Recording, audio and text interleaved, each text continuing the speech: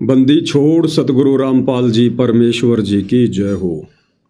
परमपिता परमात्मा सारी सृष्टि के रचनहार कुल मालिक असंख्य ब्रह्मांडों के स्वामी जगत गुरु तीनों लोकों में प्रवेश करके सबका धारण पोषण करने वाले राजाधिराज आत्माधार नाथों के नाथ देवों के देव महादेव सर्वेश्वर महेश्वर मृत्युंजय अजरो अमर आदि अनादि सनातनी प्रभु जगत पिता जगदीश्वर श्री श्री 1008 की उपाधि के वास्तविक अधिकारी अकाल मूर्त शब्द स्वरूपी राम वासुदेव सर्वगतम ब्रह्म परम पूज्य प्रथम पूज्य परम संत परम पुरुष परम धनी परम दयालु सत्य कबीर हक्का कबीर अल्लाहु कबीर अल्लाहु अकबर बाखबर अल्लाह ताला जगत के तारणहार जगत के मुक्तिदाता जगत के जगन्नाथ हारे के सहारे हिंदुओं के राम मुसलमानों के अल्लाह सिखों के वाहिगुरु ईसाइयों के मसीह दया के सागर दयानिधि करुणा के सागर करुणानिधि स्वयंभू परिभू संकट मोचन कष्ट हरण मंगल करण दुख भंजन अविगत कबीर निर्विकार निर्विषम परमात्मा अलय अलेख सतगुरु आदि अनादि सतगुरु असली मर्यादा पुरुषोत्तम असली राम असली कृष्ण असली घनश्याम असली मुरारी राजाओं के राजा महाराजाओं के महाराजा शहंशाहों के शहंशाह सम्राटों के सम्राट भगवानों के भगवान अल्लाहों के अल्लाह प्रभुओं के प्रभु मसीहाओं के मसीह सच्चे वाहिगुरु बाबाओं के बाबा पीरों के पीर सेठों के सेठ जगत सेठ सावड़सा सेठ सर्वगुण संपन्न अनंत कोटि कलाओं के स्वामी अनंत कोटि ब्रह्मांडों के नायक योगियों में महायोगी ध्यानियों में महाध्यानी सिद्धों में परम सिद्ध ज्ञानियों में तत्व ज्ञानी ब्रह्म ज्ञानी महाज्ञानी परम ज्ञानी सर्वश्रेष्ठ ज्ञानी विज्ञानी युवा कबीर समर्थ कबीर असमवात अमित ओझा सच्चे रहनुमा करीम अल्लाह सुबहान अल्लाह दुनिया के अंतिम पैगंबर 8 सितंबर 1951 से गांव धनाना जिला सोनीपत हरियाणा भारतवर्ष की पावन भूमि पे प्रकट रियल कल की भगवान श्री नारायण साकार हरि श्री बाबा साहेब नूर अनंत परमात्मा सच्चे दरवेश सच्चे बाखबर सत्य पुरुष अलग पुरुष अनामी पुरुष संत श्रोमणी सतगुरु रामपाल जी परमेश्वर जी के चरण कमल में साध संगति से जुड़े हुए देश विदेश से आप और हम सभी सत्सेवक भाई बहनों का अनंत कोटि दंडवत प्रणाम।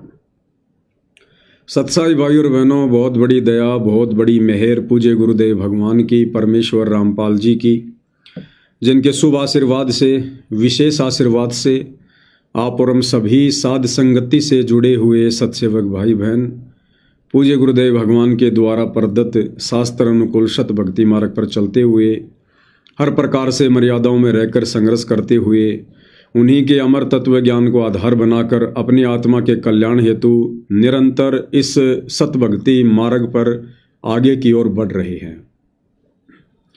भाई और बहनों, वर्तमान में अपने मिशन के तहत हिसार जेल में बैठकर पूज्य गुरुदेव भगवान परमेश्वर रामपाल जी जो विशेष संदेश अपनी विशेष आत्माओं के लिए भेज रहे हैं, उन विशेष संदेशों के ऊपर निष्कर्ष निकालने की प्रक्रिया जारी है।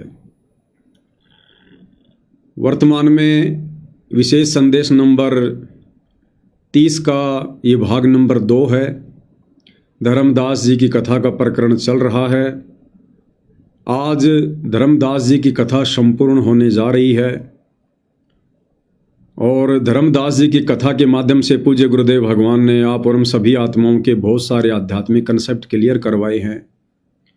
हमें दृढ़ता मिलती है, हमारा विश्वास बढ़ता है और भक्ति मार्ग पर डगमग होने वाली स्थिति से हम बाहर निकलते हैं। तो भाई और बहनों, विशेष संदेश नंबर 30 भाग 2 पूज्य गुरुदेव भगवान के मुख कमल से सुनते हैं। साथ में जहाँ जहाँ आवश्यकता पड़ेगी गुरुदेव के आशीर्वाद से दास विश्लेषण करेगा। तो क्या कुछ परमपिता परमेश्वर जी धर्मदास जी की कथा में आगे समझा रहे हैं कि जब कबीर परमेश्वर जो कि धर्मदास जी के गुरुदेव थे, अपने लीलामयी 120 वर्ष पूरे करके सन 1518 में जब वे मगहर से सशरीर सतलोक को प्रस्थान कर जाते हैं, उसके बाद धर्मदास जी के मन में थोड़ा सा दोष उत्पन्न हो जाता है। दोष कोई भक्ति या भगवान को लेकर उत्पन्न नहीं हुआ। परमात्मा ने उन्हें जिस वचन में बांधा था कि धर्मदास मेरी लाख दुहाई, ये सार ज्ञान कहीं बाहर ना जाई, सार ज्ञान बाहर जो पढ़ी, बिचली पीढ़ी हंस ना तरही, कि मैंने तुझे जो ये गुप्त मंत्र दिया है, सार नाम, सार शब्द, धर्मदास इसे किसी को दे मत देना, किसी के आगे जिक्र भी मत कर देना।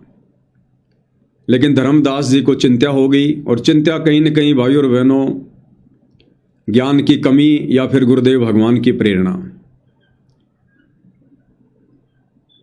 और उसी समय धर्मदास जी कबीर परमेश्वर यानी अपने पूज्य गुरुदेव भगवान को याद करते हुए रोने लगे, उनको पुकारने लगे कि हे परमात्मा, एक बार फिर से दर्शन दो, एक बार फिर से दर्शन दो, कहीं मुझ नीत से ये त्रुटि ना हो जाए, ये गलती ना हो जाए। वैसे धर्मदास जी ने तो पक्का ठान ली थी कि मुझे अपने वंशजों को ये मंत्र देना है।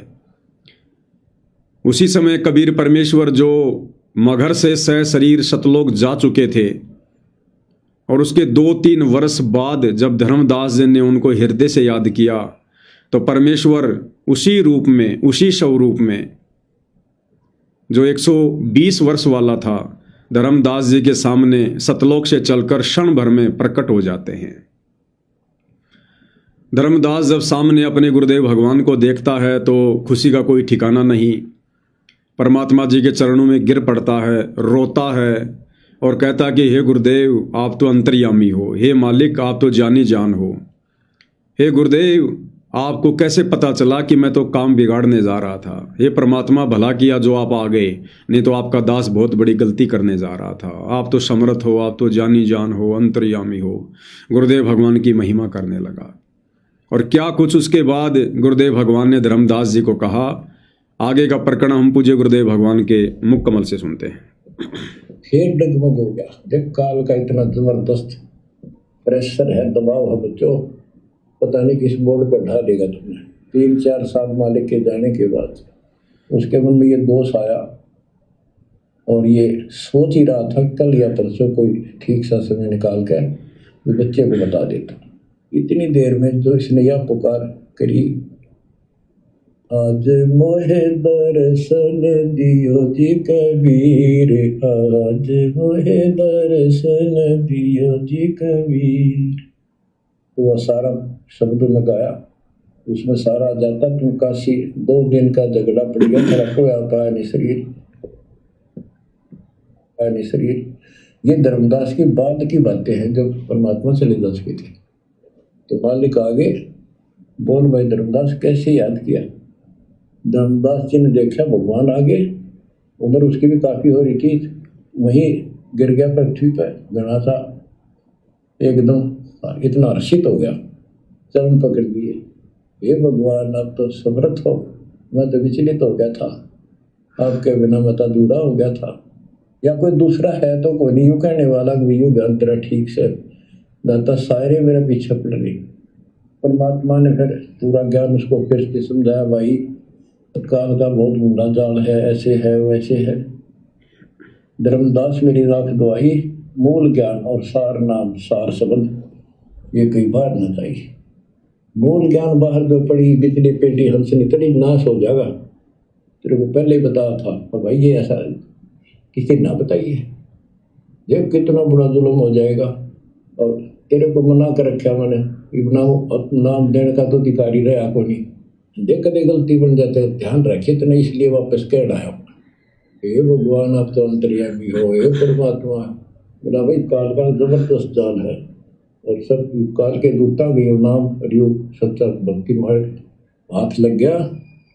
तो 5505 वर्ष जब ये बीतेंगे, उस समय दास को भेजूंगा मैं, वो कैसे अलग अलग बताओगा, यो गलत सर यो ठीक है। उस समय तेरे ये बच्चे भी जन्म लेंगे। तेरा 42 बेटी का वंश इसीलिए दिया है कि ये भक्ति मार्ग तक लगे रहे हैं, और वो आऊगा जो उसका नाम ले लेंगे, पर तेरा कल्याण हो जाएगा। ऐसा नाम दे दिया, इसको जब करते रहे ना, ये इसे मनुष्य जीवन करते रहेंगे इनको। धर्मदास बुरी तरह रोने लगा, बुरी तरह। हे भगवान, मैं तो आपका अपराधी हूँ, मैं दुष्ट हूँ, मैं नीच हूँ, मेरे अंदर इतना गंद भर गया था दाता, मैं तो आपके इस काम में कति बिगाड़ना हो रहा था, मैंने तो नाश कर दिया था, शुक्र है आप आ गए। और मेरे मन में मालिक नूरने आ गई थी। और कल ही परसों में ईश्वर बताऊँ लड़के बतरे इस पुत्र परिवार क्या कह रहे हैं गुरुदेव भगवान। धर्मदास जी ने कहा कि परमात्मा, मेरे मन में तो दोष आ गया था, ये तो भला हुआ जो आप आ गए, नहीं तो परमात्मा मैंने तो ठान लिया था आजकल में मैं इस चूड़ामणि को ये सारनाम देने ही वाला था। अब भाई और बहनों, चूड़ामणि कोई धर्मदास जी का बेटा नहीं था। अपने यथार्थ कबीर पंथ की शुरुआत परमात्मा स्वयं ही करते हैं। 80 साल की उम्र में धर्मदास जी को जो पुत्र प्राप्त हुआ था, वो पुत्र कोई और नहीं था, वो स्वयं कबीर भगवान थे। चूड़ामणि जी कोई आत्मा नहीं थी, वो तो धर्मदास जी को परमात्मा ने दिखाना पड़ा, बताना पड़ा कि धर्मदास, ये मिनी सतलोक से आत्मा आई है, 10वें महीने आमिनी के गर्भ से जन्म लेगी। ये तो परमेश्वर की लीलाएं हैं। चूड़ामणि के रूप में, जिनका दूसरा नाम मुक्तामणि था, चूड़ामणि के रूप में कबीर परमात्मा ने खुद ही अपने कबीर पंथ की शुरुआत करनी थी। क्योंकि भाई और बहनों, ये जो मंत्र हैं, जो मंत्र आज हमें पूज्य गुरुदेव भगवान ने दिए हैं, जो प्रथम मंत्र है, ये प्रथम मंत्र भी इस पूरी सृष्टि में कोई दूसरा जीव किसी को प्रदान नहीं कर सकता अपने मुख कमल से बोलकर। ये मंत्र सतगुरु ही दान करता है, और सतगुरु स्वयं कबीर भगवान ही होता है। आज तक का इतिहास है, आप और हम तो सतयुग, त्रेता, द्वापर, कलयुग का प्रथम चरण और वर्तमान का समय, हम केवल इतना ही जानते हैं जो गुरुदेव भगवान ने बताया। इस कबीर परमेश्वर जी के अलावा जब जब ये कबीर परमात्मा संत रूप में, जिंदा बाबा रूप में, साधु रूप में, तत्वदर्शी संत रूप में जब जब ये प्रकट हुए हैं, ये मंत्र, यथार्थ भक्ति मंत्र कबीर परमेश्वर जी ने स्वयं ही आगे आत्माओं को दान किया है। कोई जीव ये मंत्र दान नहीं कर सकता। धर्मदास जी को परमात्मा जी ने गुरुपद दिया था, लेकिन बाद में वापस ले लिया था। धर्मदास जी ने किसी को ये मंत्र दान में नहीं दिए, क्योंकि ये मंत्र जीव के अलावा, इस परमात्मा के अलावा कोई जीव दे ही नहीं सकता, कोई अधिकारी ही नहीं है। तो चूड़ामणि जी के माध्यम से परमात्मा जी ने अपना जो पंथ था उसकी 650 साल पहले शुरुआत करनी थी। तो परमेश्वर चूड़ामणि के रूप में खुद ही थे, स्वयं ही थे। और उसके बाद देख लो भाई और बहनों, जब आदरणीय गरीबदास जी आए तो गरीबदास जी ने भी ये मंत्र किसी को नहीं दिए, और गरीबदास जी के रूप में खुद कबीर भगवान थे। लेकिन गरीबदास जी का रोल क्या था? एक जीव का, एक भगत का। तो गरीबदास जी ने भी कभी किसी को ये मंत्र दान में नहीं दिए, केवल अपने ग्रंथ साहिब में लिख दिया, क्योंकि एक जीव कभी किसी को ये मंत्र दे ही नहीं सकता। नानक जी के रूप में खुद कबीर भगवान थे। आज हमें पता चल गया, जिस समय नानक जी की आत्मा को परमात्मा शरीर से निकालकर बेई नदी से सतलोक ले गए थे, उस समय तक तो वो नानक की आत्मा थी, लेकिन वापस आते समय वो नानक की आत्मा नहीं थी। नानक को तो परमात्मा ने मिनी सतलोक में बैठा दिया था। नानक जी को तो वर्तमान समय में जन्म देना था। और फिर पूरी की पूरी लीला नानक जी के रूप में खुद कबीर भगवान सतगुरु रामपाल जी ने की। अन्यथा नानक जी कहाँ बाला मर्दाना को लेकर प्रहलाद के लोक में चले जाएंगे? प्रहलादपुरी का और ध्रुवपुरी का तो काल को भी नहीं पता। उस प्रहलाद को प्रहलादपुरी और ध्रुव को ध्रुवपुरी ये कबीर भगवान ने दी हैं रचकर। जैसे काल को मिनी सतलोक के बारे में नहीं पता, ऐसे उनके लोगों के बारे में भी नहीं पता। इसीलिए तो कहा था मर्दाना के पूछने पर प्रहलाद जी ने, जब मर्दाने ने पूछा कि यहाँ पर और कौन कौन आया है, तो बोले भाई आज से पहले तो कबीर आया है, आज ये नानक आया है, और नानक जी के सचखंड जानने के सैकड़ों वर्ष बाद एक और आएगा जो जाट वर्ण में होगा, बरवाड़ा जिसका प्रचार प्रसार क्षेत्र होगा, और वो भी इन्हीं के जैसा होगा। तो कौन है वो तीसरा? वो सतगुरु रामपाल जी हैं। तो नानक जी को हो, चाहे कबीर जी को हो, चाहे सतगुरु रामपाल जी को हो, ये परमात्मा के ही रूप हैं। तो ये मंत्र एक जीव कभी किसी को दान नहीं कर सकता। और वर्तमान में देख लो, ये मंत्र सतगुरु रामपाल जी ही दान कर रहे हैं। और आगे के लिए गुरुदेव भगवान ने सबको प्रतिबंधित कर दिया कि मेरे सतलोक जाने के बाद शरीर रूप में कोई भी गुरु नहीं होगा। ये जो मंत्र हैं ये इलेक्ट्रॉनिक उपकरणों के माध्यम से दान किए जाएंगे। चाहते तो गुरुदेव भगवान किसी भगत को गुरुपद दे सकते थे, लेकिन कोई जीव ये मंत्र देने का अधिकारी नहीं है।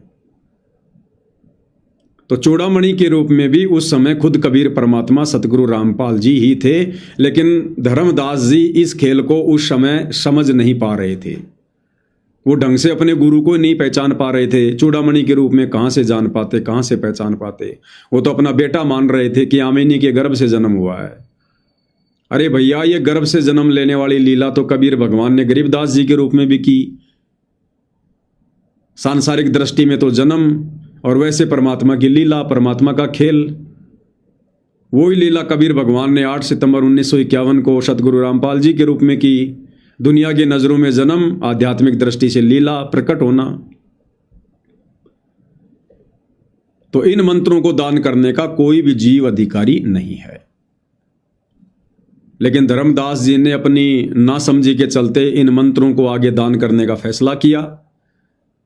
उसी समय कबीर परमात्मा जी प्रकट हो गए, और प्रकट होकर फिर धर्मदास जी से क्या कुछ कहा परमेश्वर जी ने। दीवार मुंह में मैं अंधा हो गया। धर्मदास बुरी तरह रोए और आंसू पड़े उसके। ने बोले परमात्मा माफ कर दो, गड़ा दुष्ट हो गया मैं तो। ए परमात्मा मेरा शरीर छुटवा दो, शरीर छुटवा दो, पार नहीं पड़े, बड़ी अवस्था होगी, मन काबू ना रह रहा। परमात्मा बोले दुख ना पा भाई। उसके मन में प्रेरणा की। परमात्मा बोले मैंने देख तेरे को कितनी शक्ति बताई भाई, तेरे जगन्नाथ का मंदिर मैंने रोका, वहाँ एक पत्थर पर बैठ के 5-6 बार तोड़ दिया था, 6ठी बार मैंने रोका भाई। उसको ऐसी प्रेरणा बनाई, हे महाराज, हे भगवान, वह स्थान एक बार देखना चाहूँ मैं जहाँ बैठ कर आपने वो मंदिर समुद्र रोका था। और सारी बात समझ में आ गई थी उसका कि ये समुद्र कैसे रोक दिया होगा। वो स्थान देखना चाहूँ जहाँ आप बैठे थे। परमात्मा बोले चल भाई। पहले पैदल चलाया करते थे, दोनों जने चल पड़े 3, 4, 5, 6 दिन में, और जगन्नाथ के उस स्थान पर पहुंच गए, उस पुरी में जहाँ परमात्मा ने ये समुद्र रोका था। तो वहाँ के अब देखो भाई और बहनों, ऐसी लीला करता है परमात्मा। काल भी धोखे में रहता है। आम जीव की क्या औकात जो इस परमेश्वर को जान ले, पहचान ले, जब तक कि वे ना चाहें। सतलोक से पाताल लोक की दूरी गुरुदेव ने बताई 16 शंख कोश। सतलोक से पृथ्वी तक की दूरी नहीं है 16 शंख कोश। नीचे जो पृथ्वी से नीचे जो पाताल लोक है, उस पाताल लोक की धरती से लेकर सतलोक की दूरी 16 शंख कोश। अब सतलोक से चलकर धर्मदास की पुकार पर जो कबीर परमात्मा क्षण भर में पलक झपकने जितनी देर में धर्मदास के सामने प्रकट हो गया, और फिर धर्मदास को लेकर बांधवगढ़ से और जगन्नाथपुरी जा रहा पैदल, और 7-8 दिन लग गए। चाहते तो परमात्मा धर्मदास को कहते कि भैया धर्मदास कर आंखें बंद, जैसे नानक जी के रूप में कबीर परमात्मा ने बाला मर्दाना को कहा कि भाई करो आंखें बंद, और जैसे ही आंखें खोली वो तो श्रीलंका में समुद्र के किनारे खड़े थे। अब राइम सुल्तान के समय परमात्मा जी ने जेल में जितने भी 360 जो साधु संत महात्मा थे जिनको जेल में डाल दिया था इब्राहिम ने, परमात्मा ने सबको कहा कि भैया आंखें बंद करो, सबने आंखें बंद कर ली। थोड़ी देर बाद बोले आंखें खोलो, आंखें खोली तो सारे के सारे जेल से कई किलोमीटर दूर जंगल में खड़े थे। अब चाहते तो ये कबीर भगवान सतगुरु रामपाल जी धर्मदास जी को भी कह देते कि वे धर्मदास आंखें बंद कर, अब खोल। खोलते जगन्नाथपुरी। लेकिन देखो भाई और बहनों, ये परमात्मा कैसी लीला करता है। सारी सृष्टि का मालिक, जिसने राजा महाराजाओं को उस समय हाथी दे रखे थे। हाथी की सवारी उस समय सबसे बेस्ट सवारी थी, राजा चला करता था। चाहते तो परमात्मा हाथी ले लेते, घोड़ा बुग्गी ले लेते, लेकिन धर्मदास को लेकर, अब धर्मदास की भी 125 साल की उम्र और कबीर परमात्मा की भी तकरीबन 23-24 साल की उम्र। क्योंकि जिस समय परमात्मा मगर से गए थे उस समय 120 साल की लीलामय उम्र थी, और उसके 3-4 साल बाद परमात्मा धर्मदास की पुकार पर वापस आए थे। और जिस समय परमात्मा आए उस समय धर्मदास जी की उम्र 120 साल थी, 125 साल थी। तो दोनों की उम्र 125 साल के आसपास। और 7-8 दिन तक पैदल यात्रा करते हुए, रात्रि विश्राम करते हुए और ऐसी लीला करते हुए परमात्मा धर्मदास जी को लेकर जगन्नाथपुरी गए। जबकि धर्मदास जी तो जान चुके थे, उनको पहचान चुके थे कि ये परमात्मा तो कभी भी अंतर्ध्यान हो सकता है। क्योंकि धर्मदास जी के सामने वो परमात्मा 6 बार अंतर्ध्यान पहले हो चुका था। फिर भी परमेश्वर ने एक आम व्यक्ति, एक साधारण व्यक्ति जैसी लीला की। इनकी ऐसी लीलाओं को देखकर ही भाई और बहनों, ये काल इनको पहचान नहीं पाता है। इस काल को लगता है कि ये वो नहीं हो सकता, ये हो ही नहीं सकता वो सतलोक का राजा। वो तो ना जाने 1 सेकंड में क्या से क्या कर दे। काल उसकी समर्थता से भली भांति परिचित है। काल को विश्वास ही नहीं हो सकता कि सर्व सृष्टि का मालिक, सतलोक का राजा, रतन जड़ित सिंहासन पर बैठने वाला, पूरे ब्रह्मांडों को कंट्रोल करने वाला, और ऐसे एक आम व्यक्ति के भेष में 120 साल तक जुलाई के रूप में कपड़े बुनेगा, टूटी फूटी झोपड़ी में रहेगा, ऐसे पैदल यात्रा करेगा।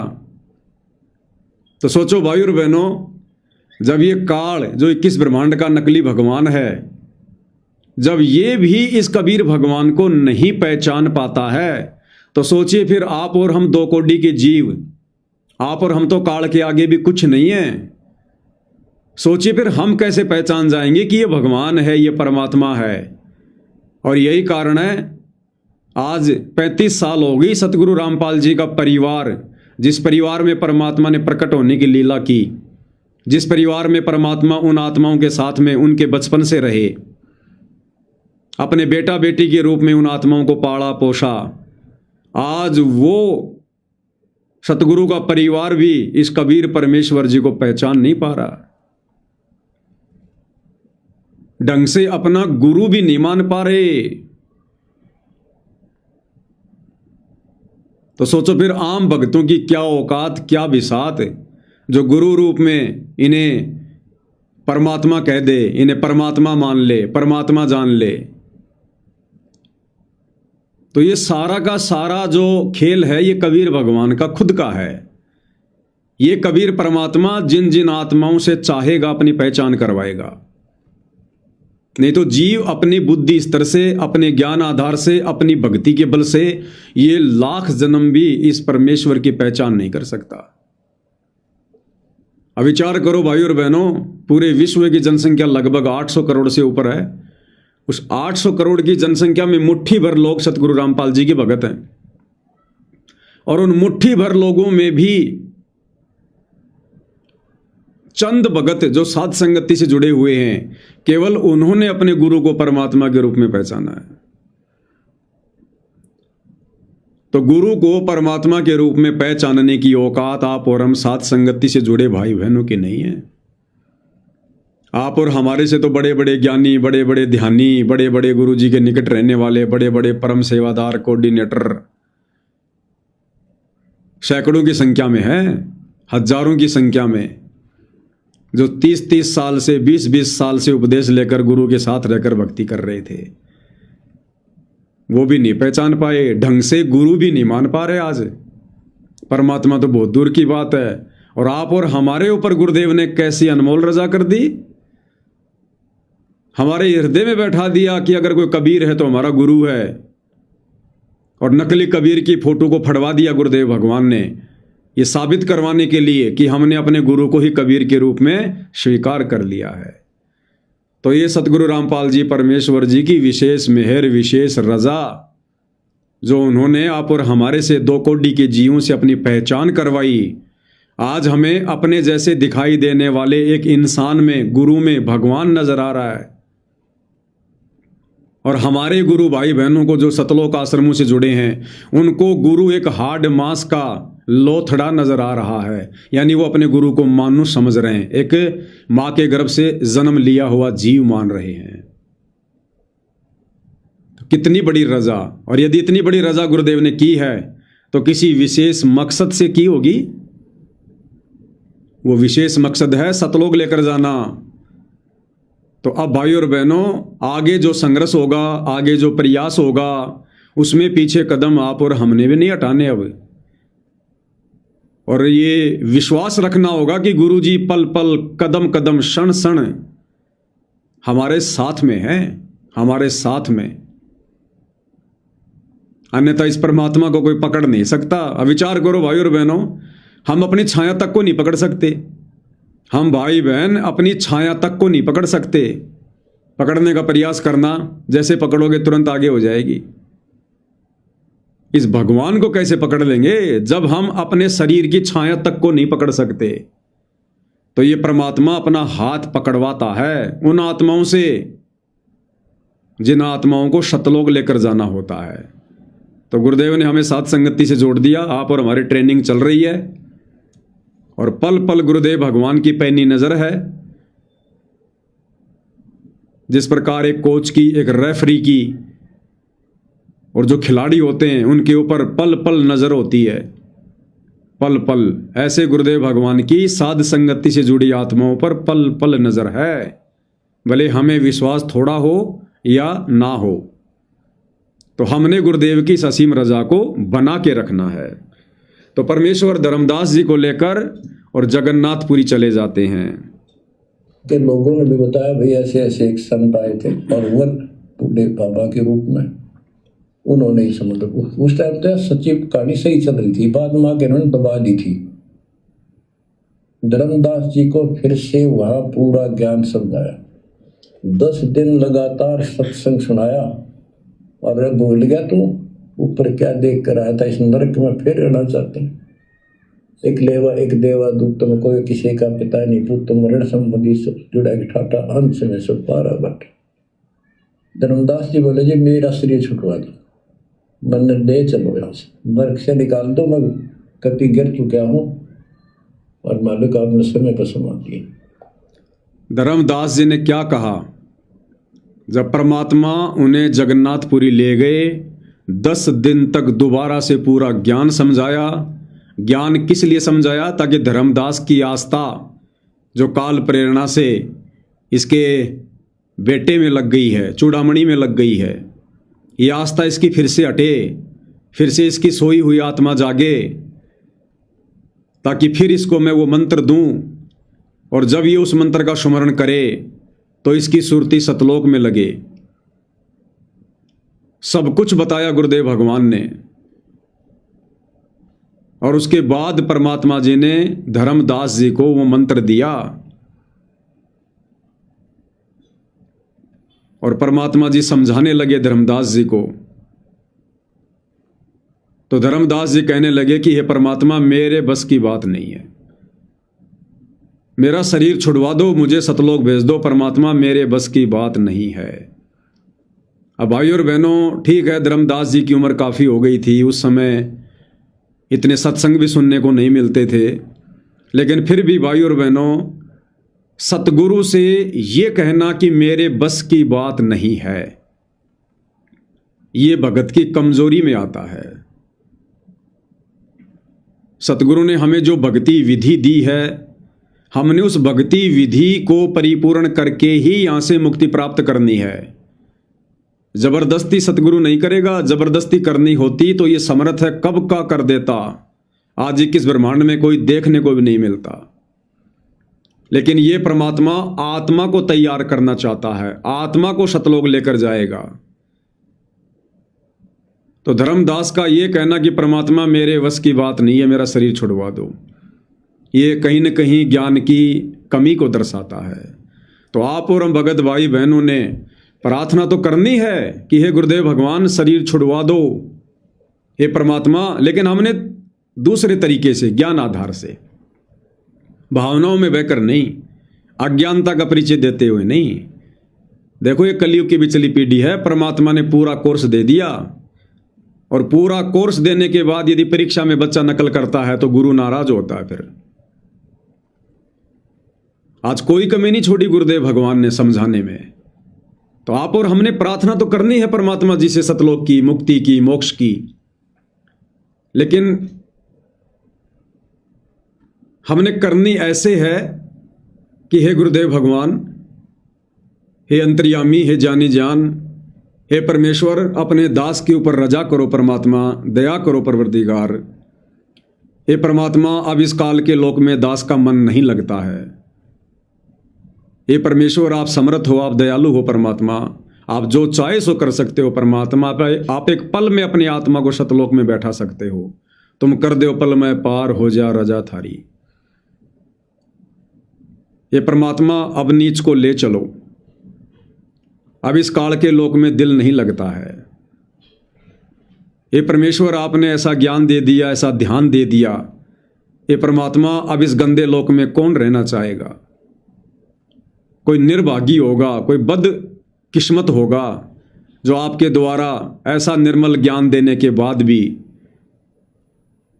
ऐसी पवित्र जगह सतलोक की जानकारी देने के बाद भी, और काललोक के सारे कष्टों से, दुखों से परिचित करवा दिया, उसके बाद भी परमात्मा इस गंदे लोक में कोई निर्भागी आत्मा ही रहना चाहेगी। हे गुरुदेव भगवान, अपने दास पे रजा करियो, हे परमात्मा, अब की बार इस गंदे लोक में ना छोड़ियो। हमने इस प्रकार से गुरुदेव भगवान से रजा करनी है। यहाँ के दुखों से दुखी होकर, छोटे मोटे लड़ाई झगड़ों से परेशान होकर, या अन्य किसी प्रकार की धन की कमी से दुखी होकर ये नहीं कहना कि ले चलो परमात्मा, बस मेरा तो जी भर गया। वो तो परमात्मा को पता है कि जी भरा कि नहीं भरा है। हम थोड़ी अंतर्यामी को शिक्षा दे सकते हैं। बरवाला कांड के समय की बात है, जयपुर से एक भगत है लोकेंद्र दास। बरवाला कांड के समय वो आश्रम में गया हुआ था, और जब ये झगड़ा फसाद सा होने लगा या कोई काम होगा, वो वापस जयपुर को आने लगा। काफ़ी समय पहले से नामोपदेशी था, गुरुदेव भगवान से मिला करता था, मुलाकात होती थी। परमात्मा वैसे तो जाने जान है, लेकिन सांसारिक तौर पर उनके नाम से भी जाना करते थे।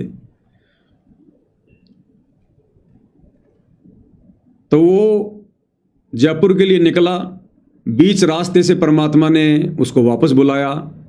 दास ने सुना है, जो दूसरे भगत हैं उनसे सुना है। वो बीच रास्ते वापस गया और गुरुदेव ने कहा, भाई तेरे को सार नाम देना है, इसलिए तेरे को बुलाया है। अब देखो भाई और बहनों, परीक्षा परमात्मा ऐसे लेता है,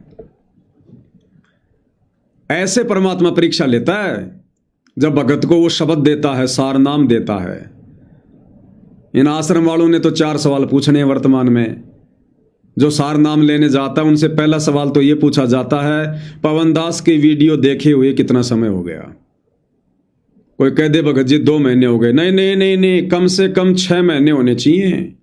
6 महीने तक अगर तूने पवनदास की वीडियो नहीं देखे तो सार नाम मिलेगा। चल 4 महीने और वेट कर। दूसरा सवाल, सतलोक आश्रम मैनेजमेंट के विषय में आपके क्या विचार हैं। ये तो इनके सार नाम की परीक्षा है वर्तमान में, तो ऐसा ही इनका सार नाम होगा। अरे परमात्मा, वो जानी जान, वो अंतर्यामी, वो ले सकता है परीक्षा। जीव जीव की क्या परीक्षा लेगी, ये तो बच्चों वाला खेल हो गया। जीव जीव को सार नाम दे रहा है, जीव जीव की परीक्षा ले रहा है। ये तो गुड्डा गुड्डी का खेल खेल रहे हैं ये नादान। अब सार नाम की परीक्षा उस परमात्मा ने ली, उस लोकेंद्र की, वापस बुलाया, बोला बेटा तेरे को सार नाम देना इसलिए बुलाया, चल तेरे को सार नाम देता हूं। अब वो क्या बोला, बोला गुरुदेव मैं अभी सार नाम के लायक नहीं हुआ हूं। अपने आप में शाना बन के बोला गुरुदेव मैं अभी सार नाम के लायक नहीं बना। तो गुरुजी बोले बेटा तू मेरे को समझाएगा क्या कि तू सार नाम के लायक है कि नहीं है? तू सार नाम के लायक बना या नहीं बना तू मेरे को समझाएगा क्या? यानी वो उसकी परीक्षा थी भाई और बहनों, और वो फेल हो गया। गुरुजी कह रहे हैं बेटा चल तुझे सार नाम देता हूं इसलिए बुलाया है। तो विचार करना चाहिए कि परमात्मा ने बुलाया तो कुछ सोच समझ के बुलाया होगा ना। ना ना बोला गुरुजी मैं अभी सार नाम के लायक नहीं हुआ। फिर दिया ही नहीं। परमात्मा ने बोला जा, जब तू तैयार हो जाए, जब तेरे को पता चल जाए ना कि मैं तैयार हो गया तब आ जाना। उसके बाद भर वाला कांड हो गया। उसके बाद भाई ने कहाँ तैयार होना था, फिर तो मैनेजमेंट की पूंछ पकड़ के बैठ गया। जितना तैयार था उतना भी खराब हो गया। तो ऐसे परीक्षा लेता है ये परमात्मा भाई और बहनों। इसलिए कहते हैं गुरु के सन्मुख वचन न कहिए, सो शिष्य रहनी गहनी सुख लइए। अपने गुरु जी के समक्ष मुंह भी नहीं खोलना चाहिए। मुंह भी अपनी तरफ से अगर गुरु कोई बात पूछे तो बहुत सोच समझ के जवाब दो। आधीनी से नीची गर्दन करके गुरु की आंखों में आंखें डाल के बात नहीं की जाती है। अरे पहले के समय के राजा महाराजा, मुगल, इनके क्षत्रिय मंत्री जब उनको बुलाया जाता था दरबार में तो यूं खड़े हो जाया करते थे, यूं नीची गर्दन करके, यूं चाहे गर्दन उतारे चाहे कुछ भी करे। अगर वो राजा धीराज, वो मुगल बादशाह अगर कोई सवाल कर रहा है तो नीची गर्दन करते ही जवाब दिया करते थे। और जब वो कहते था जाओ तो नीची गर्दन करके जी जनाब वापस। हमारी भारतीय संस्कृति में तो एक पत्नी भी अपने पति की आंखों में डाल के बातें नहीं किया करती थी। आज का तो समय अलग हो गया।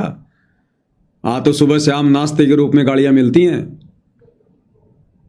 लेकिन एक समय था पत्नी अपने पति के सामने आंखों में आंखें डाल के बात नहीं किया करती थी। अब ये तो परमात्मा है, आत्मा का पति है, इनके सामने हम कैसे सवाल जवाब कर लेंगे?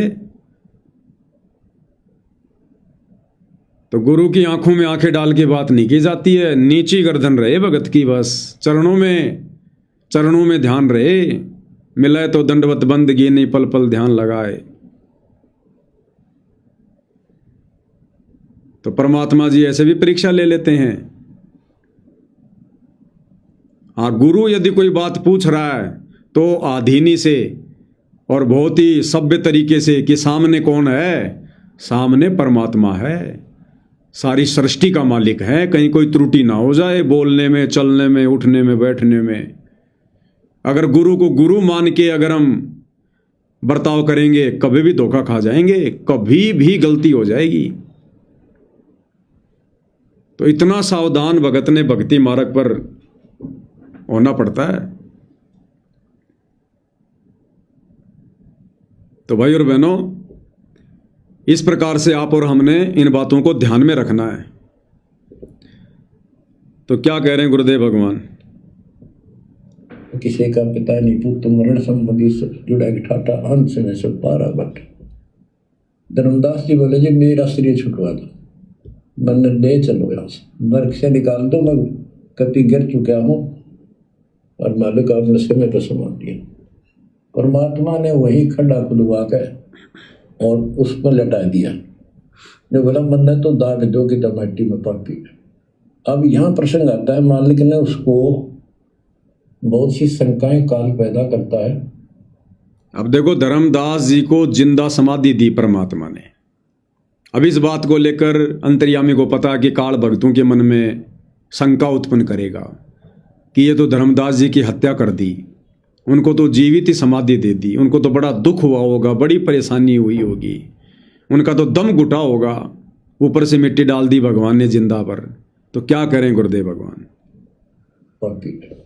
अब यहाँ प्रसंग आता है, मालिक ने उसको बहुत सी शंकाएं काल पैदा करता है। तो भगवान तो वैसे भी स्त्री छुटवा सकते थे, भगवान तो वैसे भी कर सकते थे, ऐसा क्यों किया? ये तो एक उसको हत्या कर दी। इसके पीछे बहुत गजब राज होता है। क्या कह रहे हैं गुरुदेव? इसके पीछे बहुत गजब राज होता है, बहुत गजब राज। अब कोई गजब का राज है तभी तो परमात्मा ने जिंदा समाधि दी। और गुरुदेव कहते हैं भक्तों के मन में तो कभी इस प्रकार की शंका उत्पन्न भी नहीं होनी चाहिए, इसके पीछे बहुत गजब का राज है। हत्या कर दी, इसके पीछे बहुत गजब राज होता है। और भक्त के तो मन में ऐसी बातें कभी नहीं आनी चाहिए। परमात्मा ने कहा कि इसमें तो लेट जा और ऊपर से हम साथ देंगे, लेकिन ये सिमरन जो तेरे को दिया इसको भूल ना जाना एक पल भी। क्या कह रहे हैं गुरुदेव कि जो सिमरन तेरे को दिया है ना, इसको भूल मत जाना। और जिंदा समाधि दे दी परमात्मा ने धर्मदास को, खड्डे में लिटाकर ऊपर से मिट्टी डाल दी। अब अजब गजब का राज भाई और बहनों, दास पहले भी जिक्र कर चुका है कि अभी तक तो गुरुदेव भगवान ने केवल आप और हमारे को ज्ञान देकर ही समझाना चाहा है, और अब आगे का जो समय है उस समय परमात्मा काफी कुछ लीला करेंगे, काफी कुछ चमत्कार होंगे। 1000 साल तक सतगुरु रामपाल जी का भक्ति मार्ग ऐसे नहीं चलेगा बिना किसी चमत्कार के, बिना किसी अनहोनी घटनाओं के घटित हुए। तो बहुत सारे चमत्कार होंगे आने वाले समय में। अरे समाधि तो गरीबदास जी के समय में अर्जुन सरजुन की भी बनी थी, वो समाधि तो फुड़वा दी गई है, वो भी तो भगत ही थे। फिर धर्मदास जी की समाधि को परमात्मा ने सुरक्षित क्यों रखवाया अभी तक? 650 साल से वर्तमान समय तक जगन्नाथपुरी में धर्मदास जी की समाधि एज इट इज है। वहां पर कबीर पंथ के संत उसकी सुरक्षा के लिए एक छोटा सा आश्रम बनाकर रहते हैं। जानबूझ के परमात्मा ने समाधि को सुरक्षित रखवाया, जानबूझ के। और समुद्र को भी परमात्मा ने बांध दिया था कि मेरी आज्ञा के बिना आज के बाद कभी भी जो सीमा तेरे को बता दी है इससे आगे कभी आ मत जाना। तो परमात्मा ने जगन्नाथ के मंदिर को भी सुरक्षित रखना था और धर्मदास जी की समाधि को भी सुरक्षित रखना था, क्योंकि जगन्नाथ के मंदिर में खुद कबीर भगवान जाएंगे, वहां विराजमान होंगे, सत्संग करेंगे, क्योंकि ये खुद जगन्नाथ है। दुनिया को ये भी तो दिखाना है ना कि जगन्नाथ कौन है, सारे जगत का नाथ कौन है। और वहीं पर हजारों लाखों लोगों के सामने, जैसे 650 साल पहले कमाल और कमाली को मुर्दे से जिंदा किया था, कमाली को कब्र फुड़वाकर, जिसको 12-13 दिन हो गए थे दफनाए हुए, और उसको जिंदा बाहर निकाला, ऐसे ही धर्मदास जी को परमात्मा जिंदा बाहर निकालेंगे। उसी 120 साल की उम्र में धर्मदास बाहर निकलेंगे और देश और दुनिया को गवाही देंगे कि दुनिया वालों, ये जो सामने खड़ा है ये स्वयं सारी सृष्टि का मालिक है, ये स्वयं कबीर प्रभु हैं, कबीर भगवान है ये। वरना धर्मदास जी की समाधि को परमात्मा ने कोई पुजवाना थोड़ी है, हमसे कोई आरती थोड़ी करवानी है उस समाधि की। क्यों सुरक्षित रखवाया गुरुदेव भगवान ने? उस समाधि पर जाने से, आने से, पूजा करने से, चढ़ावा चढ़ाने से किसी को कोई लाभ थोड़ी है, वो किसी देवी देवता की समाधि थोड़ी है। तो क्यों सुरक्षित रखवाया? परमात्मा धर्मदास जी को जिंदा निकालेंगे और धर्मदास फिर गवाही देगा। इस चमत्कार को देखकर धर्मदास के वंशज सतगुरु रामपाल जी से उपदेश लेंगे, इस चमत्कार को देखकर। वरना ये तो खुद अपने आप को साहेब बनाकर बैठे हैं, ये दामाखेड़ा गद्दी वाले, रांजड़ी वाले, ये धर्मदास के वंशज, ये ऐसे नहीं मानने वाले। तो ये काल का किला कैसे तोड़ा जाएगा, कैसे अपनी आत्माओं को शरण में लिया जाएगा? क्योंकि धर्मदास जी को वचन दिया था ना, तो उनके वंशज भी नाम लेंगे वर्तमान वाले। आज जो ये गद्दी नशीन है, जो अपने आप को साहिब मानकर बैठे हैं, जब वो चमत्कार देखेंगे और धर्मदास जी जब खुद, क्योंकि फिर तो ये मानना पड़ेगा इनको, क्योंकि ये तो इनको भी पता है कि जो ये समाधि है ये धनी धर्मदास की है। वो तो आते जाते रहते हैं वहाँ पर, उन्होंने तो अपना मान रखा है। और जब उसी समाधि को फुड़वा कर धर्मदास जी को बाहर निकालेंगे तो फिर इनको नाम लेना पड़ेगा, इनको अहंकार त्यागना पड़ेगा, ये गद्दियाँ इनको छोड़नी पड़ेंगी। और जब ये छोड़ देंगे तो बाकी फिर उनके चेले कहाँ जाएंगे? तो ऐसा अजब गजब चमत्कार परमात्मा आने वाले समय में करेंगे। और बहुत सारे चमत्कार होंगे, जैसे परमात्मा जो है प्रहलाद के लोक में जाएंगे सतगुरु रामपाल जी, दुनिया देखेगी, अपने कुछ भक्तों को भी लेकर जाएंगे। कह रखा ना प्रहलाद ने कि एक और आएगा, तो आएगा ना, ऐसे थोड़ी लिख दिया। तो प्रहलाद के लोक में जाएंगे गुरुदेव भगवान अपने कुछ भक्तों को लेकर, जिन पर वो दया करेंगे। कुंभकर्ण की खोपड़ी जिसमें भीम के पैर भी नहीं टिक रहे थे, जो दिल्ली के आसपास है, उसको भी परमात्मा निकालेंगे, वो तालाब। तब दुनिया को यकीन होगा, हाँ जी सतयुग में वास्तव में 150-150 फुट के लोग थे, 200-200 फुट के लोग थे। कुंभकर्ण इतना बलिष्ठ था, कई किलोमीटर ऊंचा था, तब लोगों को यकीन होगा। वो 13 कागजों वाली गाड़ी जो दिल्ली में उस समय के मुगल बादशाह ने जमीन में दबवा दी थी, कबीर वाणियाँ, वो 13 कागज गाड़ियां भी परमात्मा निकलवाएंगे नीचे से। बहुत सारे चमत्कार होंगे भाई और बहनों। तब आने वाले समय में दुनिया इनको जगन्नाथ मानेगी, इनको कबीर भगवान मानेगी। तब इनके जाने के बाद हजारों साल तक इनका भक्ति मार्ग चलेगा। ऐसे नहीं चलता, ज्ञानवान से दुनिया नहीं मानती। आज मना के देख लो ना, ज्ञान से गुरु का परिवार तो नहीं मान रहा, ज्ञान से भगत तो नहीं मान रहे। तो ऐसे ऐसे अद्भुत चमत्कार आने वाले समय में इस पृथ्वी पर सतगुरु रामपाल जी के द्वारा होंगे। ये तो पूर्व निर्धारित हैं जो होंगे। इसके अलावा भी ना जाने परमात्मा कैसी कैसी लीलाएं करेंगे, जिनके किस्से फिर आने वाले हजारों वर्षों तक सतगुरु की महिमा के रूप में आत्माओं की जुबान पर होंगे। वरना धर्मदास जी की समाधि को बताओ सुरक्षित रखवाने का क्या मतलब निकल रहा है। अर्जुन सर्जुन की समाधि परमात्मा ने फुड़वा दी गरीबदास जी ने, कि लोग इनको पूजना शुरू कर देंगे।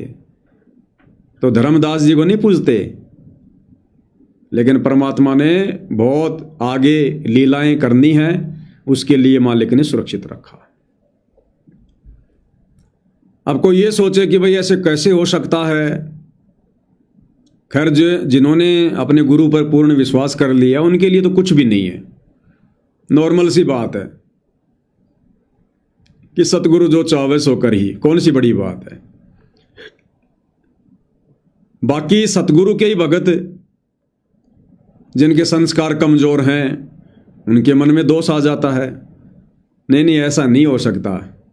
ऐसे कैसे निकाल देंगे गुरु जी? धर्मदास को तो 650 साल पहले दबा दिया था, उसकी तो हड्डियां भी गल गई होंगी। और 650 साल में तो भाई और बहनों सब कुछ गल जाए, हड्डियां कौन सी बड़ी बात है, लोहा गल जाता है। लेकिन हमने इतिहास को भूलना नहीं चाहिए। सत्संग इसी को कहते हैं। अरे धर्मदास जी को तो मात्र 600-650 साल हुए हैं जमीन में बैठे, कोई ज्यादा लंबा चौड़ा समय थोड़ी है। लोमस ऋषि के बारे में गुरुदेव भगवान ने क्या बताया? जब रामचंद्र जी सीता को लंका से वापस लाए, अयोध्या आए, फिर एक नए महल का निर्माण करवाना शुरू किया। मजदूर जो थे वो महल की नींव खोद रहे थे। और पहले बड़े बड़े महल होते थे, क्योंकि हाइट भी त्रेता युग में बड़ी बड़ी होती थी, 70-80 फुट की। तो मकान भी ऊंचे ऊंचे लंबे चौड़े होते थे, उनकी नींव भी उतनी गहरी होती थी, 50-50 फुट की। तो जब मजदूर लोग नींव खोद रहे थे तो नीचे देखा एक पत्थर है, बहुत बड़ी एक शिला है। सावधानी से उन्होंने उस शिला को हटाया तो उसके नीचे एक साधु बैठा था, ध्यान में लीन था नीचे जमीन में।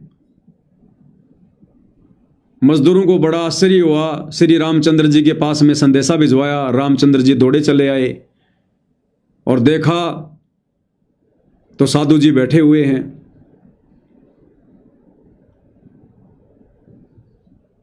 तो श्री रामचंद्र जी ने उनसे प्रार्थना की कि हे महाराज, आप कौन हो? अपना परिचय दीजिए, आशीर्वाद दीजिए अपने दास को। तो लोमस ऋषि ने कहा कि भाई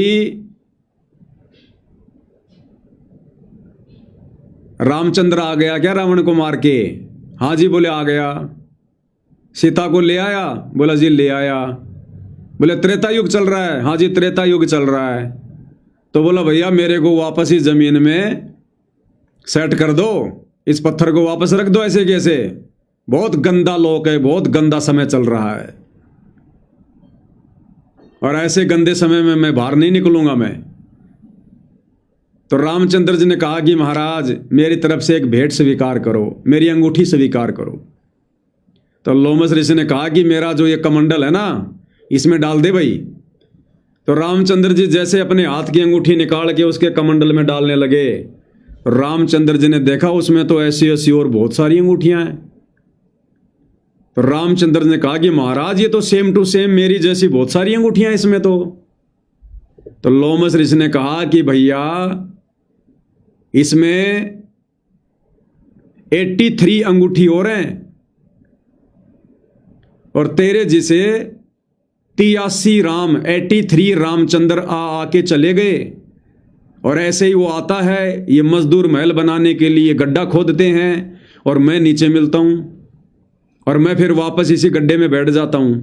तो तेरे जैसे भैया 83 राम तो जब से मैं बैठा हूं ना उस समय तक आके चले गए। तू भैया 84 वाला है, तू 84वें नंबर का है, 84 नंबर का। तब से तो मैं यहीं बैठा हूं लगातार। और डाल दे इस कमंडल में।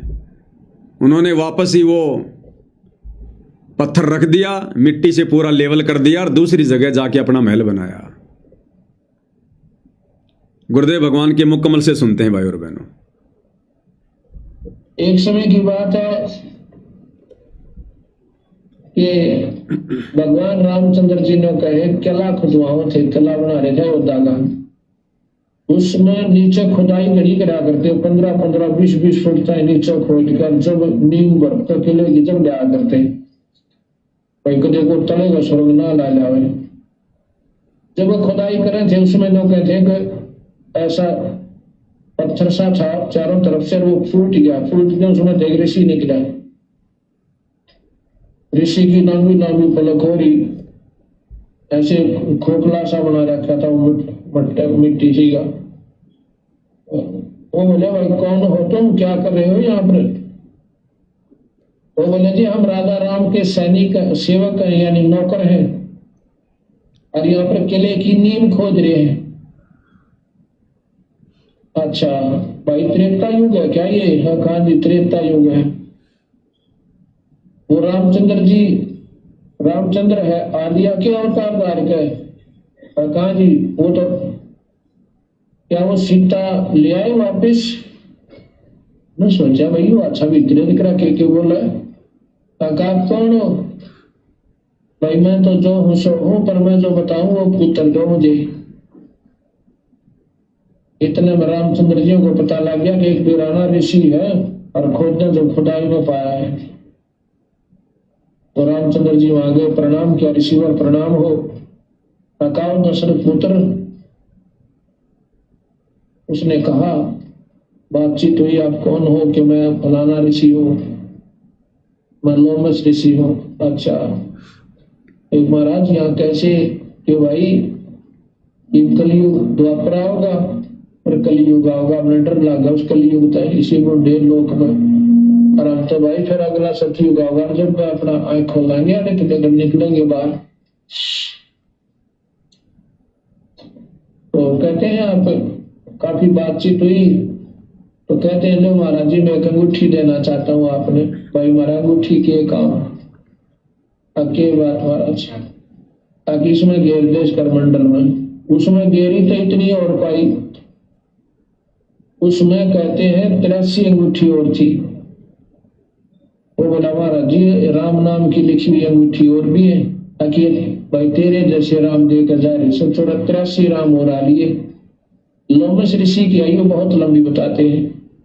उसका कहते हैं 4 युग जब समाप्त हो जाते हैं एक रूम टूटता है। और ये कहते हैं 3.5 करोड़ रूम है अपने, 3.5 करोड़ रूम। उसको लोमस ऋषि रूमी ऋषि कहते हैं, रूमी ऋषि। उसके इतनी आयु है जितने उसके रूम है, इतना 4 युग में एक रूम टूटा है, यानी उसकी इतनी आयु घटे। तो बोला भाई 84 भी बार आ रहा तो मेरा तेरा जैसे अनुमान राम ये आत्मा खत्म हो जाती है, विष्णु जो है नेक्स्ट विष्णु, फिर वो सूच आत्मा परमात्मा फिर बिठा दी जाती है गद्दी पर भगवान काल के घर पर जन्म लेकर। तो 84 कहते हैं, गरीबदास जी कहते हैं रावण सीता ले गया दर 83 बार। 83 बार का प्रमाण तो इन शास्त्रों में मिला है, पर गरीबदास जी कहते हैं 30 करोड़ रामा अवतारी सीता संग्रहण की नारी। इनकी तो गिनती है कोई ना, कितने चक्कर काट।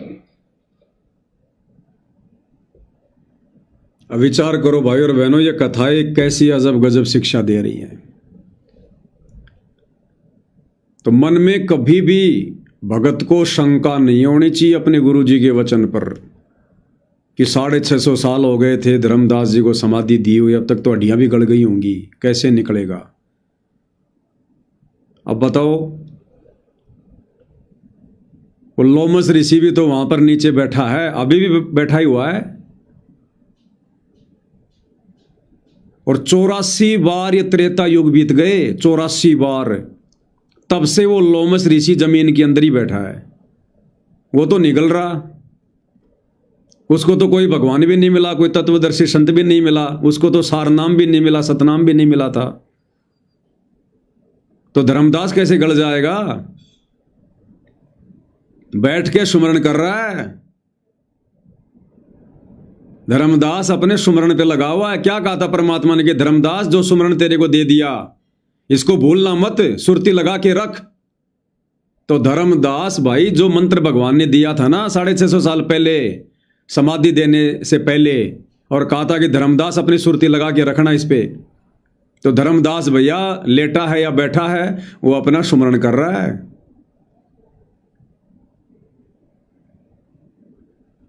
अब लोमस ऋषि, इसकी तो कोई करोड़ों अरबों वर्षों की उम्र होगी भाई।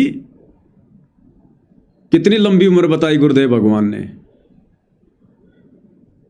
हमारे पूरे शरीर पर 3.5 करोड़ बाल हैं, 3.5 करोड़ बाल, पूरे शरीर के बाल, रोम छिद्र 3.5 करोड़। और गुरुदेव क्या कह रहे हैं? जब 4 युग बीतते हैं, यानी 43,20,000 साल जब बीतती हैं, तो लोमस ऋषि का एक बाल टूटकर नीचे गिरता है। विचार करो भाई और बहनों, एक चतुर्युगी जब बीतती है, एक चतुर्युगी में 43,20,000 वर्ष का समय होता है। जब एक चतुर्युग बीतता है तो लोमस ऋषि का एक बाल टूटता है, और ऐसे ऐसे 3.5 करोड़ बाल हैं। इतनी लंबी उम्र लोमस ऋषि की है। अब भाई और बहनों, ये कोई आश्चर्य करने की बात नहीं है, ये डरने की बात है, घबराने की बात है, ये भय होना चाहिए। यहां चाहे किसी को लंबी उम्र मिलती है, चाहे किसी को लंबा राज्य मिलता है। जैसे परमात्मा कहते हैं एक वो राजा था, 22 लाख वर्ष तप कीन्या या राज कीन्या। वो प्रियव्रत राजा था। कौन था? 11 अरब वर्ष तक उसने राज्य किया। तो चाहे किसी को लंबा राज्य मिले, चाहे किसी को लंबी उम्र मिले, ये मिलता है कबीर भगवान सतगुरु रामपाल जी की भक्ति से। और किस समय? इस कलयुग की बिचली पीढ़ी में हम जो भक्ति करते हैं, जो दान धर्म करते हैं, सेवा करते हैं, इस कलयुग की बिचली पीढ़ी वाली भक्ति के प्रतिफल में जो पार नहीं हो पाते, रह जाते हैं, फिर ये सारे पद उन भक्तों को मिलते हैं। तो विचार करो भाई और बहनों, यदि हम इस समय रह जाते हैं किसी भी कारण से, अपनी कमी के चलते ही रहेंगे, तो भक्ति तो भैया परमात्मा कहते हैं कि साहिब हक ना राक्षसी जब मांगो तब दे। सोया तो निष्फल गया, जाग्या सो फल ले, और साहिब हक नहीं राक्षसी जब मांगो तब दे। तो ये इतनी अजब गजब, इतनी जबरदस्त भक्ति हमारी बन रही है। प्रथम मंत्र का सुमरण, सतनाम का सुमरण, गुरुदेव भगवान की सेवा, महिमा, हरि सेवा युग 4 है, गुरु सेवा पल 1। यानी जिसको दुनिया भगवान मानती है या भगत जिसको भगवान मानते हैं अनजाने में, दाढ़ी मूछ वाले कबीर को कहते हैं उस भगवान की तो 4 युग तक सेवा कर ले, 43,20,000 वर्ष तक। और गुरु सेवा पल एक, और गुरु की सेवा यदि तूने एक पलक झपकने जितनी देर भी तूने कर ली तो कहते हैं तेरे भगवानों की सेवा से कई कई गुना ज्यादा फल है। तो इतनी जबरदस्त भक्ति हमारी वर्तमान में बन रही है, सूक्ष्म तरीके से हमें दिखाई नहीं दे रही। एक सतनाम की कीमत कितनी बताई गुरुदेव ने, 14 लोक ना तुलावे राम रंग हो रही हो, 3 लोग पाशिंग धरे रंग हो रही हो। इतनी जबरदस्त भक्ति बन रही है। और जो रह जाते हैं भगत अपने नालायकी के चलते, फिर उनको लोमस ऋषि जैसे, कागभूषण जैसे, दुर्वासा जैसे, चुणक जैसे, वशिष्ठ जैसे, विश्वामित्र जैसे, कपिल जैसे, फिर ऐसे जन्म मिलते हैं जिनकी उम्र की कोई गिनती नहीं होती है। अब कितना बड़ा पंगा मोल ले लिया उस लोमस ऋषि वाली आत्मा ने। कलयुग की पिछली पीढ़ी में था, सतगुरु रामपाल जी उनके गुरु थे और बड़ी अच्छी सेवा की होगी उसने, तन मन धन से जी जान लगा के। लेकिन अंत काल में किसी न किसी कारण से रह गया, पार नहीं हो पाया। और जो मन में इच्छा थी, जो धारणा थी, वो परमात्मा पूरी करता है। उसकी लंबा जीने की इच्छा थी,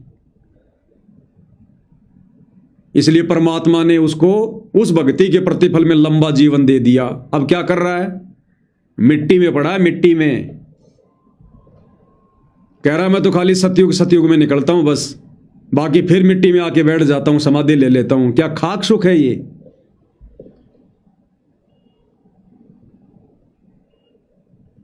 और जब तक उसकी उम्र पूरी होगी, 3.5 करोड़ बाल, और एक बाल टूटता है उसका 43,20,000 वर्ष में। और जब तक 3.5 करोड़ बाल पूरे नहीं टूट लेंगे तब तक वो मुक्त नहीं हो सकता। अब मुक्त तो छोड़ो, सतगुरु की शरण में नहीं आ सकता। और आ भी गया तो पार नहीं हो पाएगा।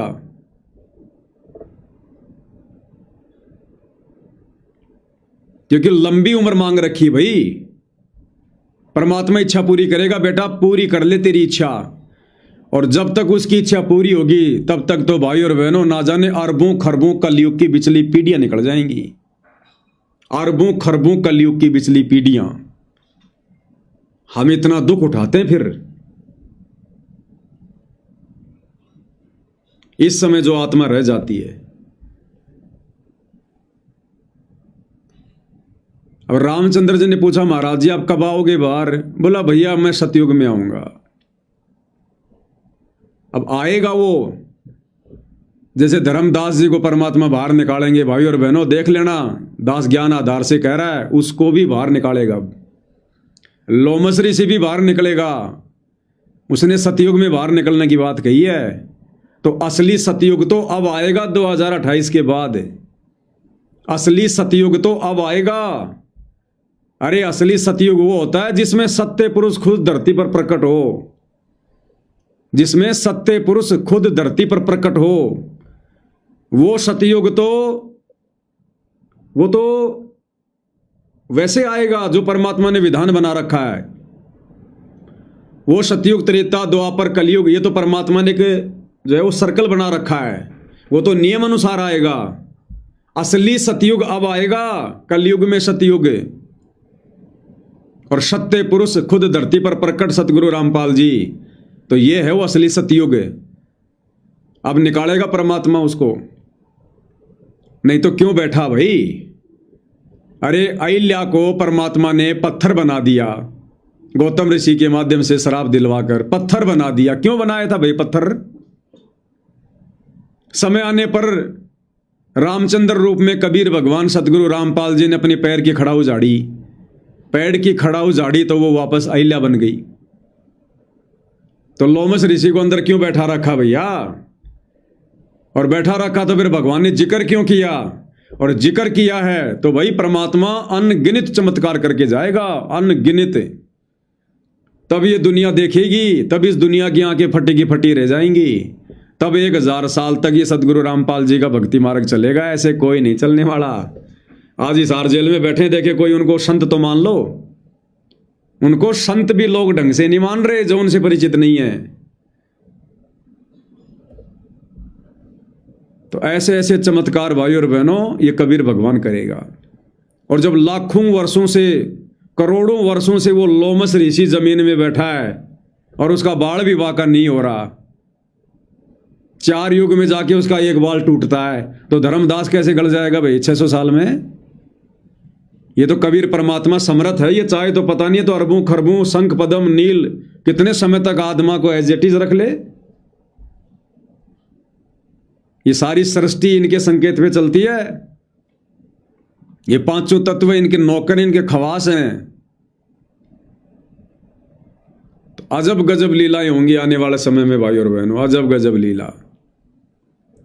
तब गुरुदेव भगवान के सतलोक जाने के बाद हजारों साल तक, लाखों साल तक ये भक्ति मार्ग चलेगा। वरना देख लो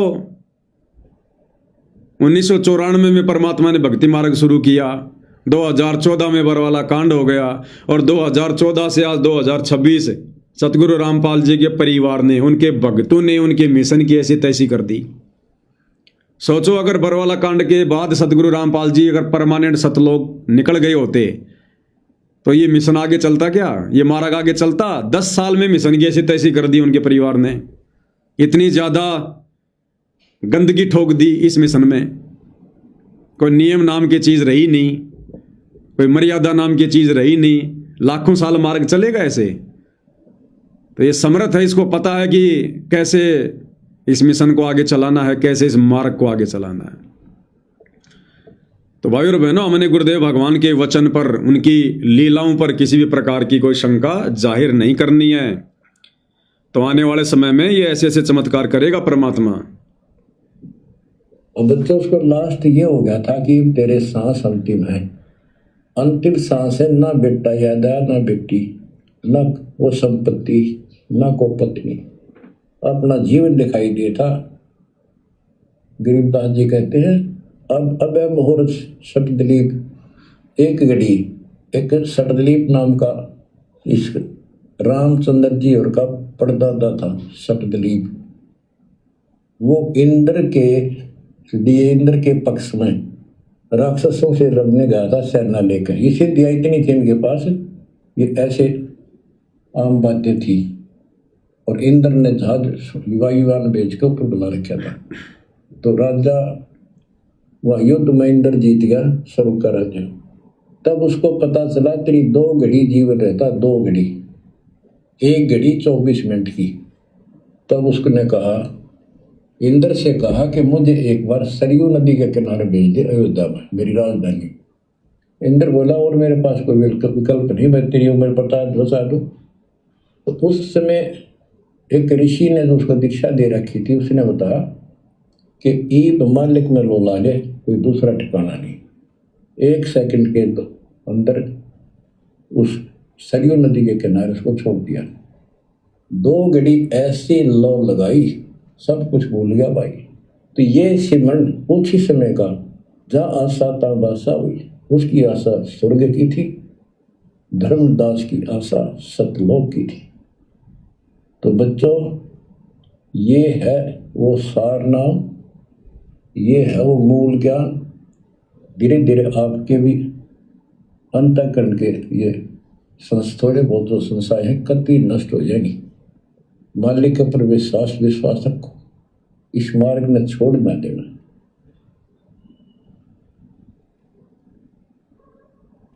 अब तो फिर हम वहाँ देख कर आए थे उस जगन्नाथ के उस सारे सिस्टम को, जहाँ मालिक ने वो चबूतरे बैठ कर समुद्र रोका था। वहाँ एक, या उसको सुरक्षित रखने के लिए वहाँ एक मंदिर नुमा स्थान मणि बना रखी है। क्या कह रहे हैं गुरुदेव? धर्मदास जी की समाधि को सुरक्षित रखवाने के लिए वहाँ एक मंदिर नुमा गुम्बज बना रखी है, और एक कबीर पंथी वहाँ पर महंत रहता है। उसको सुरक्षित रखने के लिए वहाँ एक मंदिर नुमा स्थान मणि बना रखी है, ताकि वो सुरक्षित रहे। वो पूजा पाजा नहीं उसमें कुछ भी। वहाँ कबीर पंथी महंत रहते हैं, वह उनको थोड़ा बहुत चढ़ावा से जब से गुजारा कर रहे, वो उसके संरक्षक है, बस इतना। तो परमात्मा ने उसको अभी तक सुरक्षित रखवाया है।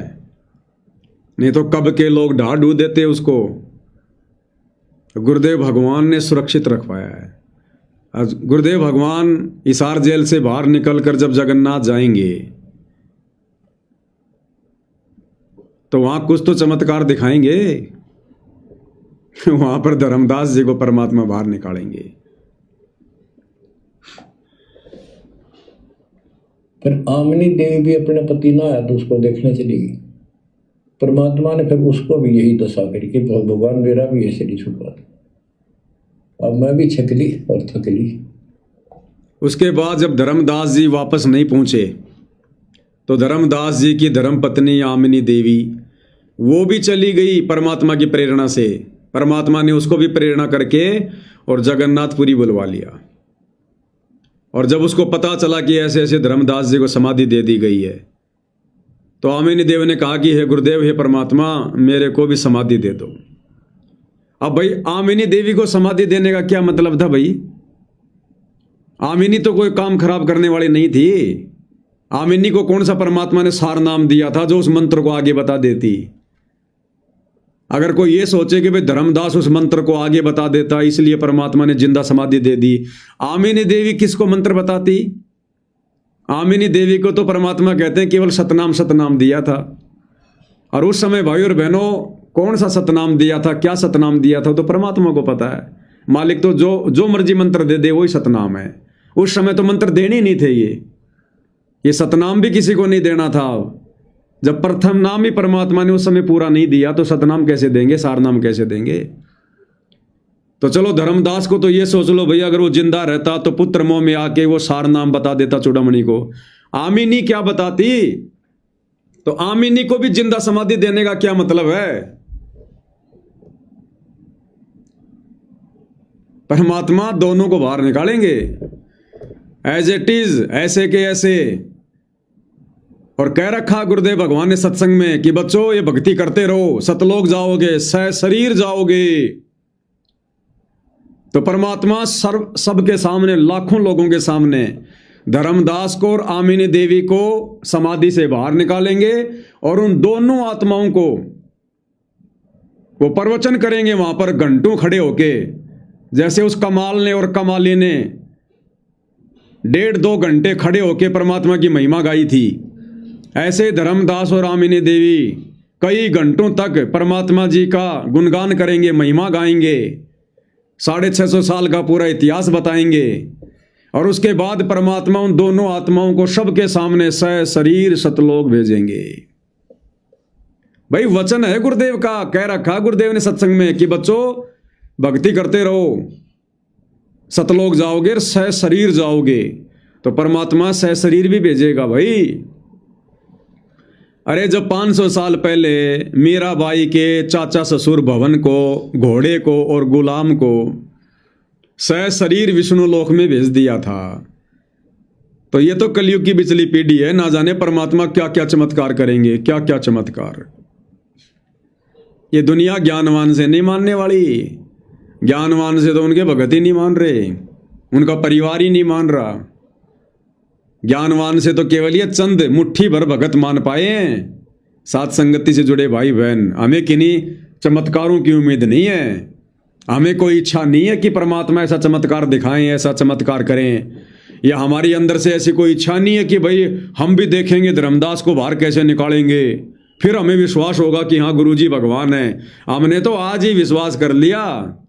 हमारी कोई इच्छा नहीं है धर्मदास को समाधि से निकलते हुए बाहर देखने की, लोमस ऋषि को बाहर निकलते हुए देखने की, या प्रहलाद के लोक में परमात्मा उड़ के जाएंगे दुनिया के सामने। हमें आवश्यकता नहीं है।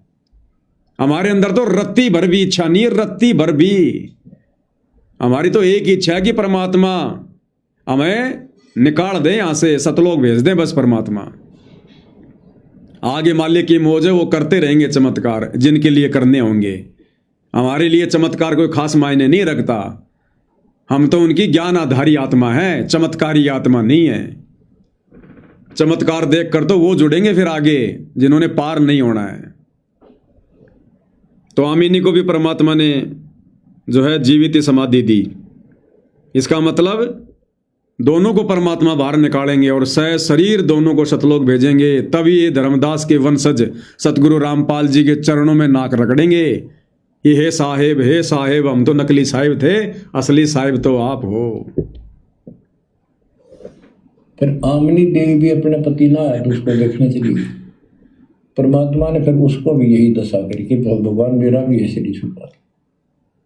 अब मैं भी छकली और थकली, तो उन दोनों की यादगार वहाँ आज भी बनी हुई है। बच्चों, ये था उस समय जब धर्मदास से अतिरिक्त कोई भी सच्चे ज्ञान को सुनने वाला सुनाने वाला नहीं था, और आज आपके लिए तक परमात्मा ने खजाना खोल दिया। बच्चा बच्चा एक दूसरे को सपोर्ट करता है, परमात्मा ने ये कहा, परमात्मा ने ये कहा, ये प्रमाण है। आपको मोक्ष में कोई दिक्कत नहीं आने की। क्या कह रहे हैं गुरुदेव कि धर्मदास जी में थोड़ी बहुत कमी इसलिए रह गई क्योंकि उस समय इस ज्ञान को बताने वाला दूसरा कोई था ही नहीं। चर्चा करे तो किसके सामने करे, और बिना ज्ञान चर्चा के, बिना साथ संगति के दृढ़ता नहीं आ सकती।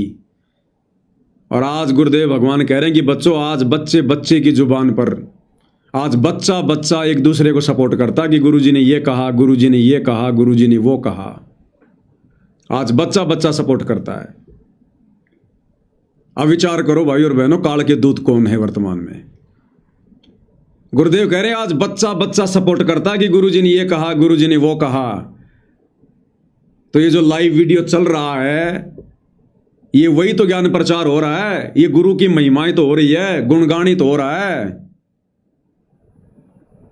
परमात्मा तो यही चाहते हैं कि इस ज्ञान को बच्चा बच्चा जन जन तक पहुंचाए। और सोशल मीडिया किस लिए दी भगवान ने? हमारे को ज़्यादा मेहनत ना करनी पड़े, किसी के साथ में कोई ज़्यादा वाद विवाद ना करना पड़े। सोशल मीडिया पर हजारों लाखों लोग जुड़ेंगे, देखेंगे, जिसको समझ में आएगा ज्ञान ग्रहण कर लेगा, नहीं तो चला जाएगा। और आज इस ज्ञान प्रचार का सबसे ज्यादा विरोध कौन कर रहा है? सतलोक आश्रम, गुरु जी का परिवार, ये कोऑर्डिनेटर। अरे मैं पवन दास और हम सतसेवक भाई बहन, हम कोई आसाराम का प्रचार नहीं करते, राम रहीम का नहीं करते, कबीर भगवान सतगुरु रामपाल जी का कर रहे हैं दिन रात, उन्हीं के द्वारा दी गई सोशल मीडिया पर। और सबसे ज्यादा विरोध कौन कर रहा है? गुरु का परिवार। गुरु जी तो कह रहे हैं कि बच्चा बच्चा सपोर्ट कर रहा है। और जब यहां पर साथ संगति के माध्यम से जब ये सपोर्ट लोगों को मिल रहा है, तो गुरु जी का परिवार दुखी हो रहा है, आश्रम वाले दुखी हो रहे हैं कि ये लाइव क्यों आ रहे हैं, वीडियो क्यों बना रहे हैं, और ये साथ संगति को रुकवाने का प्रयास करते हैं, मुकदमे करवाते हैं, जेल भिजवाते हैं, मारपीट करते हैं। तो असल में काल के दूत कौन हुए भाई और बहनों? जबकि इस ज्ञान का तो जितना ज्यादा प्रचार हो, जितना ज्यादा प्रसार हो, उतना अच्छा है। और सोशल मीडिया से बढ़िया मंच कोई नहीं हो सकता। आप सारा दिन में 10 ज्ञान गंगा पुस्तक नहीं बेच पाओगे ढंग से। और कितना भागोगे, कितना दौड़ोगे, कितने आप जी ये पसीने बहाओगे। और सोशल मीडिया के ऊपर घर बैठे बैठे हजारों लोग आपको देख रहे हैं, हजारों। ना कोई वाद विवाद करने वाला, ना कोई तर्क वितर्क करने वाला। असली ज्ञान प्रचार सोशल मीडिया है। सोशल मीडिया क्योंकि भगवान ने सबकी जेब में मोबाइल डाल दिए, झोपड़ी झोपड़ी में मोबाइल हो गए, बच्चे बच्चे के पास मोबाइल हो गए। और विरोध कौन कर रहा है? गुरु का परिवार। जबकि उनको पता अच्छे से कि हम साथ संगति वाले भाई बहन हम क्या कर रहे हैं। हम गुरु को परमात्मा मानने वाले जीव हैं, हम ज्ञान आधारी जीव हैं, हमारा लक्ष्य केवल मोक्ष प्राप्ति है। लेकिन काल नहीं चाहता ना। तो सबसे ज्यादा विरोध साथ संगति का किसने किया? साथ संगति बोले तो सतगुरु रामपाल जी का असली मिशन, सतगुरु रामपाल जी का यथार्थ मोक्ष मिशन। तो काल ने तो भक्तों के कर्म फुड़वाने से मतलब है, कर्म फुड़वाने से। ये नकली साधु संतों का भी इतना विरोध नहीं करते जितना साथ संगति का करते हैं सतलोक आश्रम वाले। तो गुरु तो कह रहा है कि आज वर्तमान में बच्चा बच्चा सपोर्ट कर रहा है कि गुरुजी ने ये कहा, गुरुजी ने वो कहा। तो हम सारा दिन लाइव आकर यही तो बताते हैं कि गुरुजी ने सत्संग में ये बताया, गुरुजी ने इस पुस्तक में ये बताया। और आश्रम वालों को दर्द होता है। तो ये गुरुजी के ज्ञान प्रचारक हैं या गुरुजी के ज्ञान विरोधक हैं सतलोक आश्रम वाले? तो ये हैं वो असली काल के दूत भाई और बहनों, असली काल के दूत। तो इन आश्रमों में जाने वाली संगत से प्रार्थना है भैया, निकल जाओ इनसे बाहर। कुछ नहीं मिलेगा तुम्हें वहां पर, कुछ नहीं मिलेगा। तुम सोच रहे हो हमारी भक्ति बन रही है, तुम सबकी मर्यादा खंडित है। तुम्हारी जो पिछली भक्ति है वो भी धीरे धीरे पंचर हो रही है, आगे की भक्ति तो छोड़ो। तुम सबके जो कनेक्शन है वो कटे हुए हैं। जब गुरु के परिवार का कनेक्शन ठीक नहीं है, केवल अपनी बैटरी खा रहे हैं, अपनी मलाई खा रहे हैं पिछली, और कब बैटरी डिस्चार्ज हो जाए, कब दुर्गति हो जाए, कोई भरोसा नहीं इनका। तभी तो आए दिन इनके कोऑर्डिनेटर कुत्ते वाली मौत मर रहे हैं, अकाल मौत मर रहे हैं। तो आश्रमों से जुड़े नादान भगत भाई बहनों से प्रार्थना है, परमात्मा चाहिए तो साथ संगति से जुड़ जाओ, दूसरा तरीका नहीं है। चाहे कहीं धक्के खा लेना, समय रहते आ जाओगे अच्छी बात है, नहीं तो कमर तुड़वा के आओगे। अगर भक्ति करनी है तो जुड़ना यही पड़ेगा। नियम मर्यादा भक्ति क्रिया यही होगी जो साथ संगत वाले भाई बहन कर रहे हैं।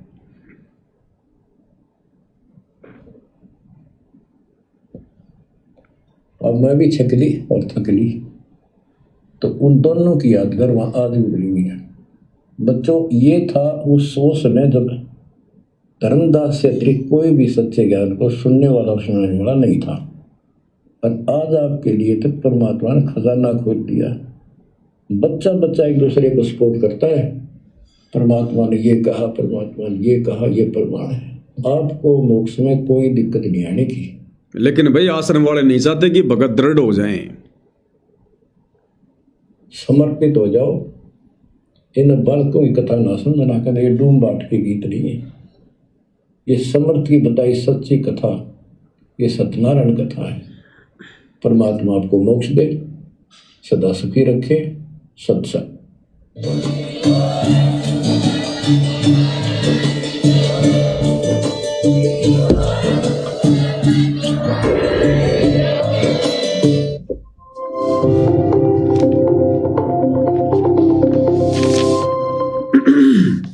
तो भाई और बहनों, आज पूज्य गुरुदेव भगवान के आशीर्वाद से धर्मदास जी की जो कथा है उसका समापन हो गया है। कल हम विशेष संदेश नंबर 31 पर चलेंगे। अब अंत में गुरुदेव भगवान की महिमा में एक शब्द समर्पित करेंगे।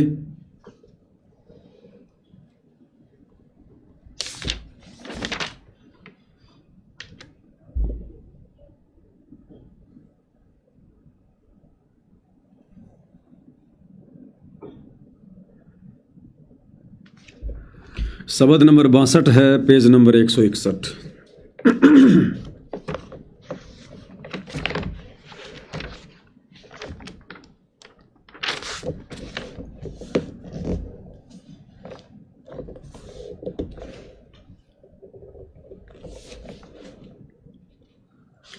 बंदी छोड़ सतगुरु रामपाल जी परमेश्वर जी की जय हो। सत्संग में आवे कोई सूरा, जो है भागा का पूरा। सत्संग में आवे कोई सूरा, जो है भागा का पूरा। भागा का पूरा रे वो तो किस्मत का पूरा। भागा का पूरा रे वो तो किस्मत का पूरा। आवेगा सत्संग में कोई सूरा, जो है भागा का पूरा।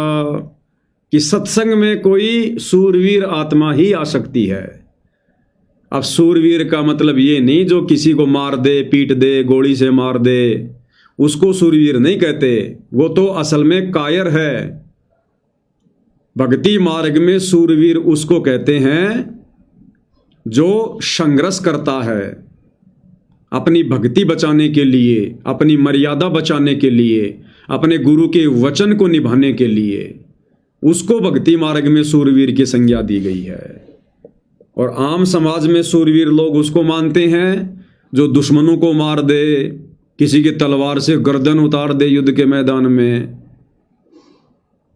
वो सूरवीर हैं, लेकिन वो अध्यात्म के सूरवीर नहीं है।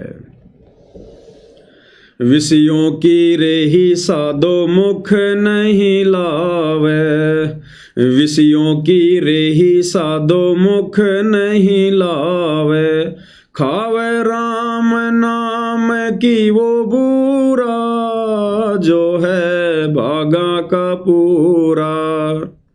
बागा का पूरा रे वो तो किस्मत का पूरा, आवेगा सत्संग में कोई सूरा, जो है बागा का पूरा। क्या कह रहे हैं गुरुदेव? विषयों की रेही साधो मुख नहीं लावे। जो सूरवीर होगा, भक्ति मार्ग का सूरवीर होगा, वो विषय विकारों की तरफ, काम क्रोध लोभ मद अहंकार, इनकी तरफ मुंह करके भी नहीं सोएगा। विषयों की रेही साधो मुख नहीं लावे, खावे राम नाम की वो बूरा। बूरा यानी खांड शक्कर, वो तो राम नाम की बूरा।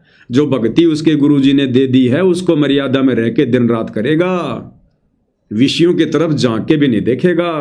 कहते हैं वो है असल में सूरवीर। दुनिया वाले तो साधो आनंद मनावे, दुनिया वाले तो साधो आनंद मनावे, वो रह जानो कुछ खोरिया, वो है बागा का पूरा। बागा का पूरा रे वो तो किस्मत का पूरा, आवेगा सत्संग में कोई सूरा, जो है बागा का पूरा। दुनिया वाले तो साधो आनंद मनावें। अब दुनिया वालों को तो भाई और बहनों तत्व ज्ञान नहीं, सच्चा सतगुरु प्राप्त नहीं, वो तो काल की व्यवस्था कोई उत्तम व्यवस्था मानकर जी रहे हैं बेचारे, कि पैसा कमा लो, बड़ा मकान बना लो, बड़ी गाड़ी ले आओ, बढ़िया घर में बच्चों की शादी कर दो हैं, और फिर लोग दिखावा करो।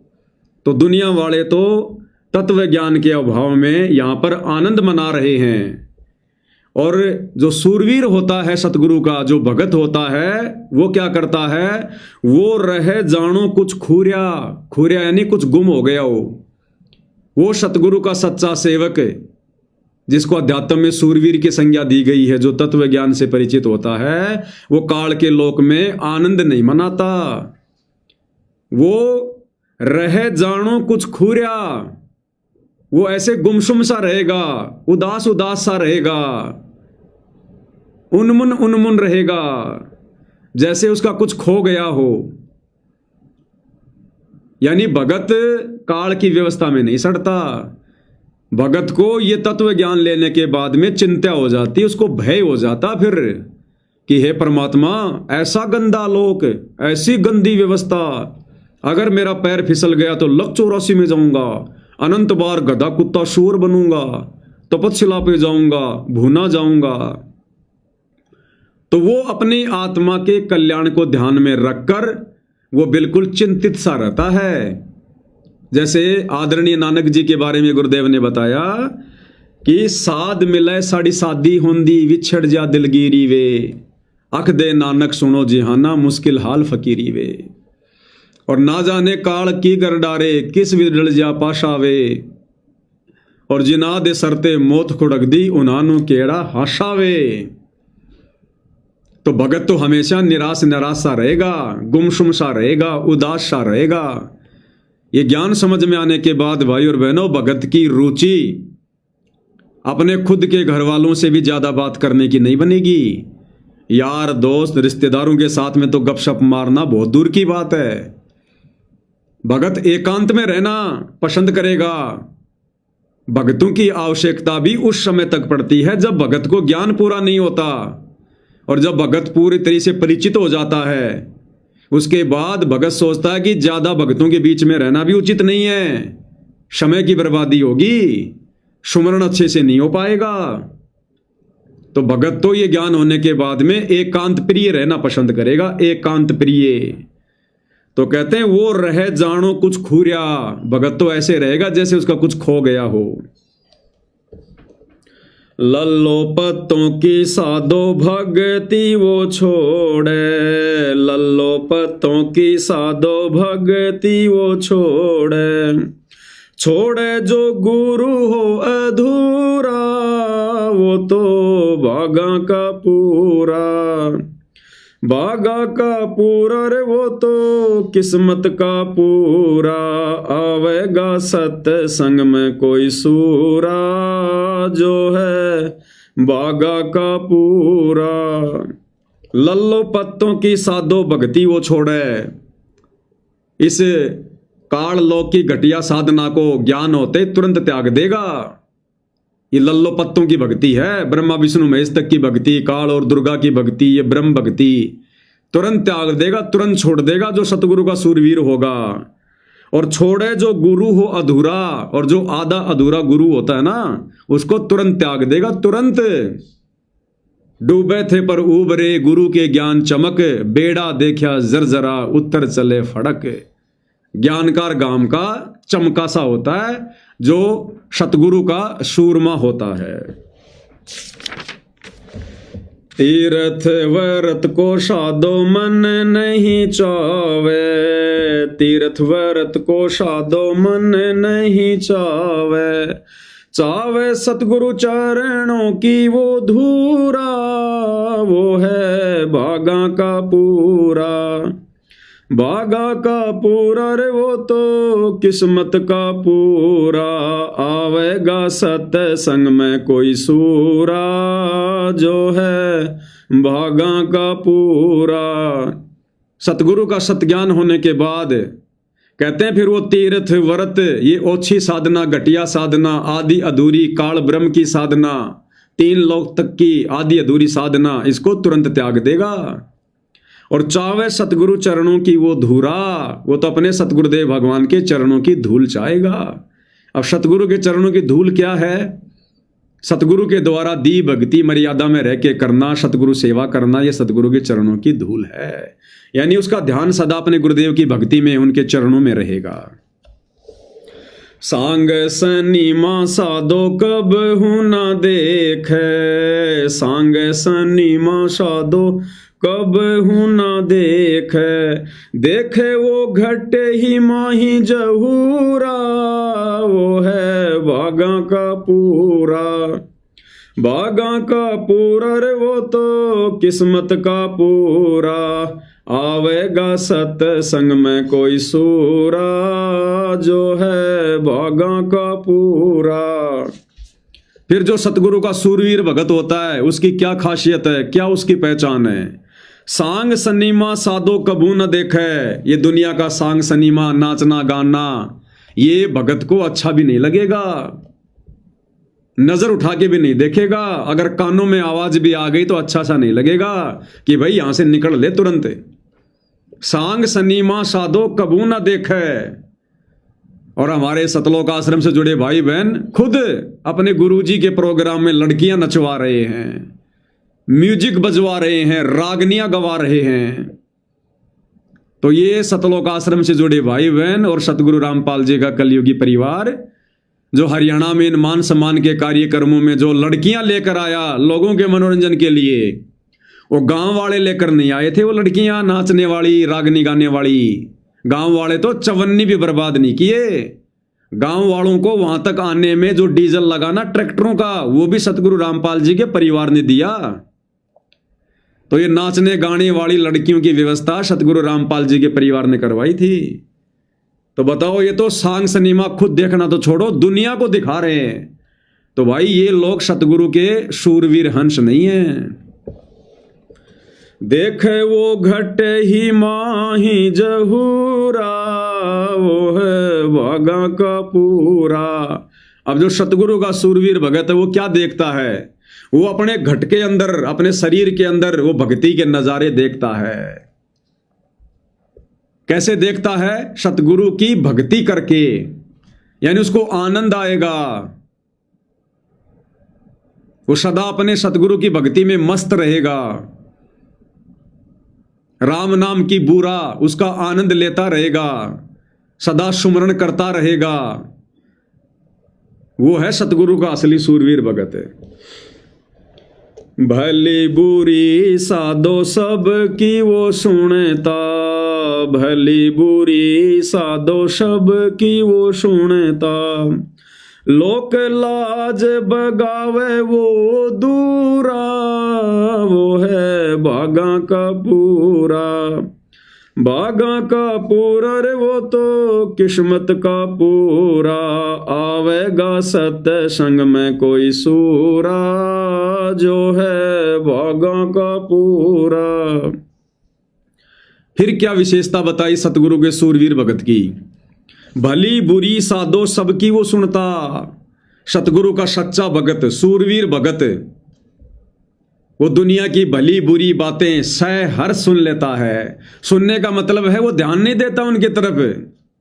ये क्या पता इन नादानों को, इन बालकों को भक्ति मार्ग के विषय में, मेरे सतगुरुदेव भगवान के विषय में क्या जाने ये कल का बच्चा, ये नादान बालक। वो ध्यान नहीं देता किसी की बातों पर, चाहे उसके बारे में कोई कुछ भला बुरा कहे, चाहे उसके गुरु के बारे में कुछ भला बुरा कहे। वो अपनी मस्ती में मस्त रहता है कि मेरा गुरु तो साक्षात परमात्मा है, दुनिया चाहकर भी उसके दामन पे दाग नहीं लगा सकती। और मैं भगत यदि अपने गुरुजी की नजरों में पाक साफ हूं तो दुनिया चाहे कितना ही दाग लगाए कोई फर्क नहीं पड़ता। तो वो मस्त मौला रहता है वो दुनिया की तरफ से। भली बुरी साधो सबकी वो सुनता। जबकि देख लो शतलोक आश्रमों से जुड़े भाई बहन, गुरु का परिवार, कभी आर्य समाज का कोई व्यक्ति सतगुरु रामपाल जी पर टिप्पणी कर देता है तो ये लोग रोडों पर आ जाते हैं, वीडियो बनाने लग जाते हैं, उसने ऐसा क्यों बोल दिया, मुकदमा करेंगे। अभी 5-7 रोज पहले एक अंजलि आर्या नाम की एक बहन ने सतगुरु रामपाल जी को लेकर वही घिसी पिटी बातें जो हरियाणा में जो प्रचलित हैं, वो 4 बात उसने बोल दी। देखो कैसे सतलोक आश्रम से जुड़ी माता बहनें रोड पे आके उसका विरोध कर रही है, मुकदमा करेंगे उसके ऊपर। तो ये सतगुरु के सच्चे सूरवीर भगत के लक्षण नहीं है। सतगुरु क्या कह रहे हैं कि मेरा जो सूरवीर भगत होगा वो क्या होगा? भली बुरी साधो सबकी वो सुनता और लोक लाज बगावे वो दूरा। ये लोक लाज को उखाड़ के फेंक देगा कि हमने समाज नहीं चाहिए, हमने सतगुरु चाहिए। समाज की जो भी परंपरा, जो भी व्यवस्था भक्ति में बाधक है, 2 मिनट में उखाड़ के फेंक देगा कि भैया सतगुरु चाहिए। समाज मुझे कुछ नहीं दे सकता, समाज मुझे लक 84 से बाहर नहीं निकाल सकता, जन्म मरण से पीछा नहीं छुड़वा सकता। ढोले डरामे साधो जग के ना सुनेता। ढोले डरामे साधो जग के ना सुनेता। सुने वो अनहद तूरा जो है भागा का पूरा। भागा का पूरा रे वो तो किस्मत का पूरा। आवेगा सत्संग में कोई सूरा जो है भागा का पूरा। फिर आगे क्या विशेषता बताई सतगुरु के सूरवीर संत की? ढोल ड्रामे साधो जग के ना सुनता। ये दुनियादारी के ढोल ड्रामे, नाचने गाने बजाने, इसमें भगत की रुचि नहीं होती है। और सतलोक आश्रमों से जुड़े भाई बहन, गुरु का परिवार, ये तो सतलोक आश्रमों में भी फिल्में बना बना के, गाने लगा लगा के, बैकग्राउंड में म्यूजिक लगा लगा के और भक्तों को सुना रहे हैं। अन्नपूर्णा मुहिम की रागनियां बनवा बनवा के, गाने बनवा बनवा के, गुरुजी के प्रोग्राम में बाहर से लड़कियां लाकर उनसे रागनी गवाई जा रही है, उनसे डांस करवाया जा रहा है। ये लोग सतगुरु के सूरवीर हंस नहीं हैं। ये पहचान बता रहे हैं गुरुदेव भगवान। ढोल ड्रामे साधो जग के न सुनता। इनके तो सतलोक आश्रमों में जगत वाले 150 ट्रैक्टर लेके ढोल बाजे बजाते हुए आते हैं और उनका ये सतलोक आश्रम वाले, गुरु का परिवार, उनका स्वागत कर रहे हैं। वो मदीना गांव से वो नकली, वो कबीर पंथी स्वदेश 150 ट्रैक्टर लेके आया मदीना गांव से, ढोल बाजे बजाता हुआ आया सतलोक आश्रम धनाना के अंदर भी ढोल बाजे बजवाए। और गुरु का परिवार उन नकली कबीर पंथियों को, जो सतगुरु रामपाल जी के सबसे ज्यादा घोर विरोधी, जिन्होंने सबसे ज्यादा उनकी आत्माओं को फंसा रखा है, सतगुरु का परिवार उनको पगड़ी पहनाकर, साफा पहनाकर, शॉल पहनाकर उन काल के दूतों का स्वागत कर रहा है और बैंड बाजे आश्रम के अंदर बजवा रहा है। तो भाई ये सतगुरु के सूरवीर हंस नहीं है। ढोल ड्रामे साधो जग के न सुनता। सुने वो अनहद तूरा जो है भागा का पूरा। सतगुरु का हंस क्या सुनेगा? अनहद तूरा। अनहद, वो तो भैया सतनाम का जाप करेगा श्वास श्वास में, और सतनाम के जाप से फिर एक समय ऐसा आएगा उसके घट के अंदर ही उसे वो अनहद बाजा बजता हुआ दिखाई देगा। अब इसमें बहुत सारी बातें भाई और बहनों गुरुदेव ने क्लियर किया हुआ है। ये सबके साथ में घटना नहीं घटित होती है, ध्यान रखना। ये बहुत जल्दी उन आत्माओं के साथ में होता है जिनके पूर्व जन्म की भक्ति कमाई ज्यादा होती है, जिसके प्रतिफल में उसे वो अनहद धुन सुनाई देने लगती है। लेकिन गुरुदेव ने बताया कि जब तक हम इस शरीर में हैं और यदि हमें सतनाम के जाप से या प्रथम नाम के जाप से वो बाजा बजता हुआ वो झिंगे जैसी धुन सुनाई देती है, तो इसमें कोई खुशी जाहिर करने की बात नहीं है। इस पिंड के अंदर काल तक की ही धुन सुनाई देगी, तो ये कोई बड़ी बात नहीं है।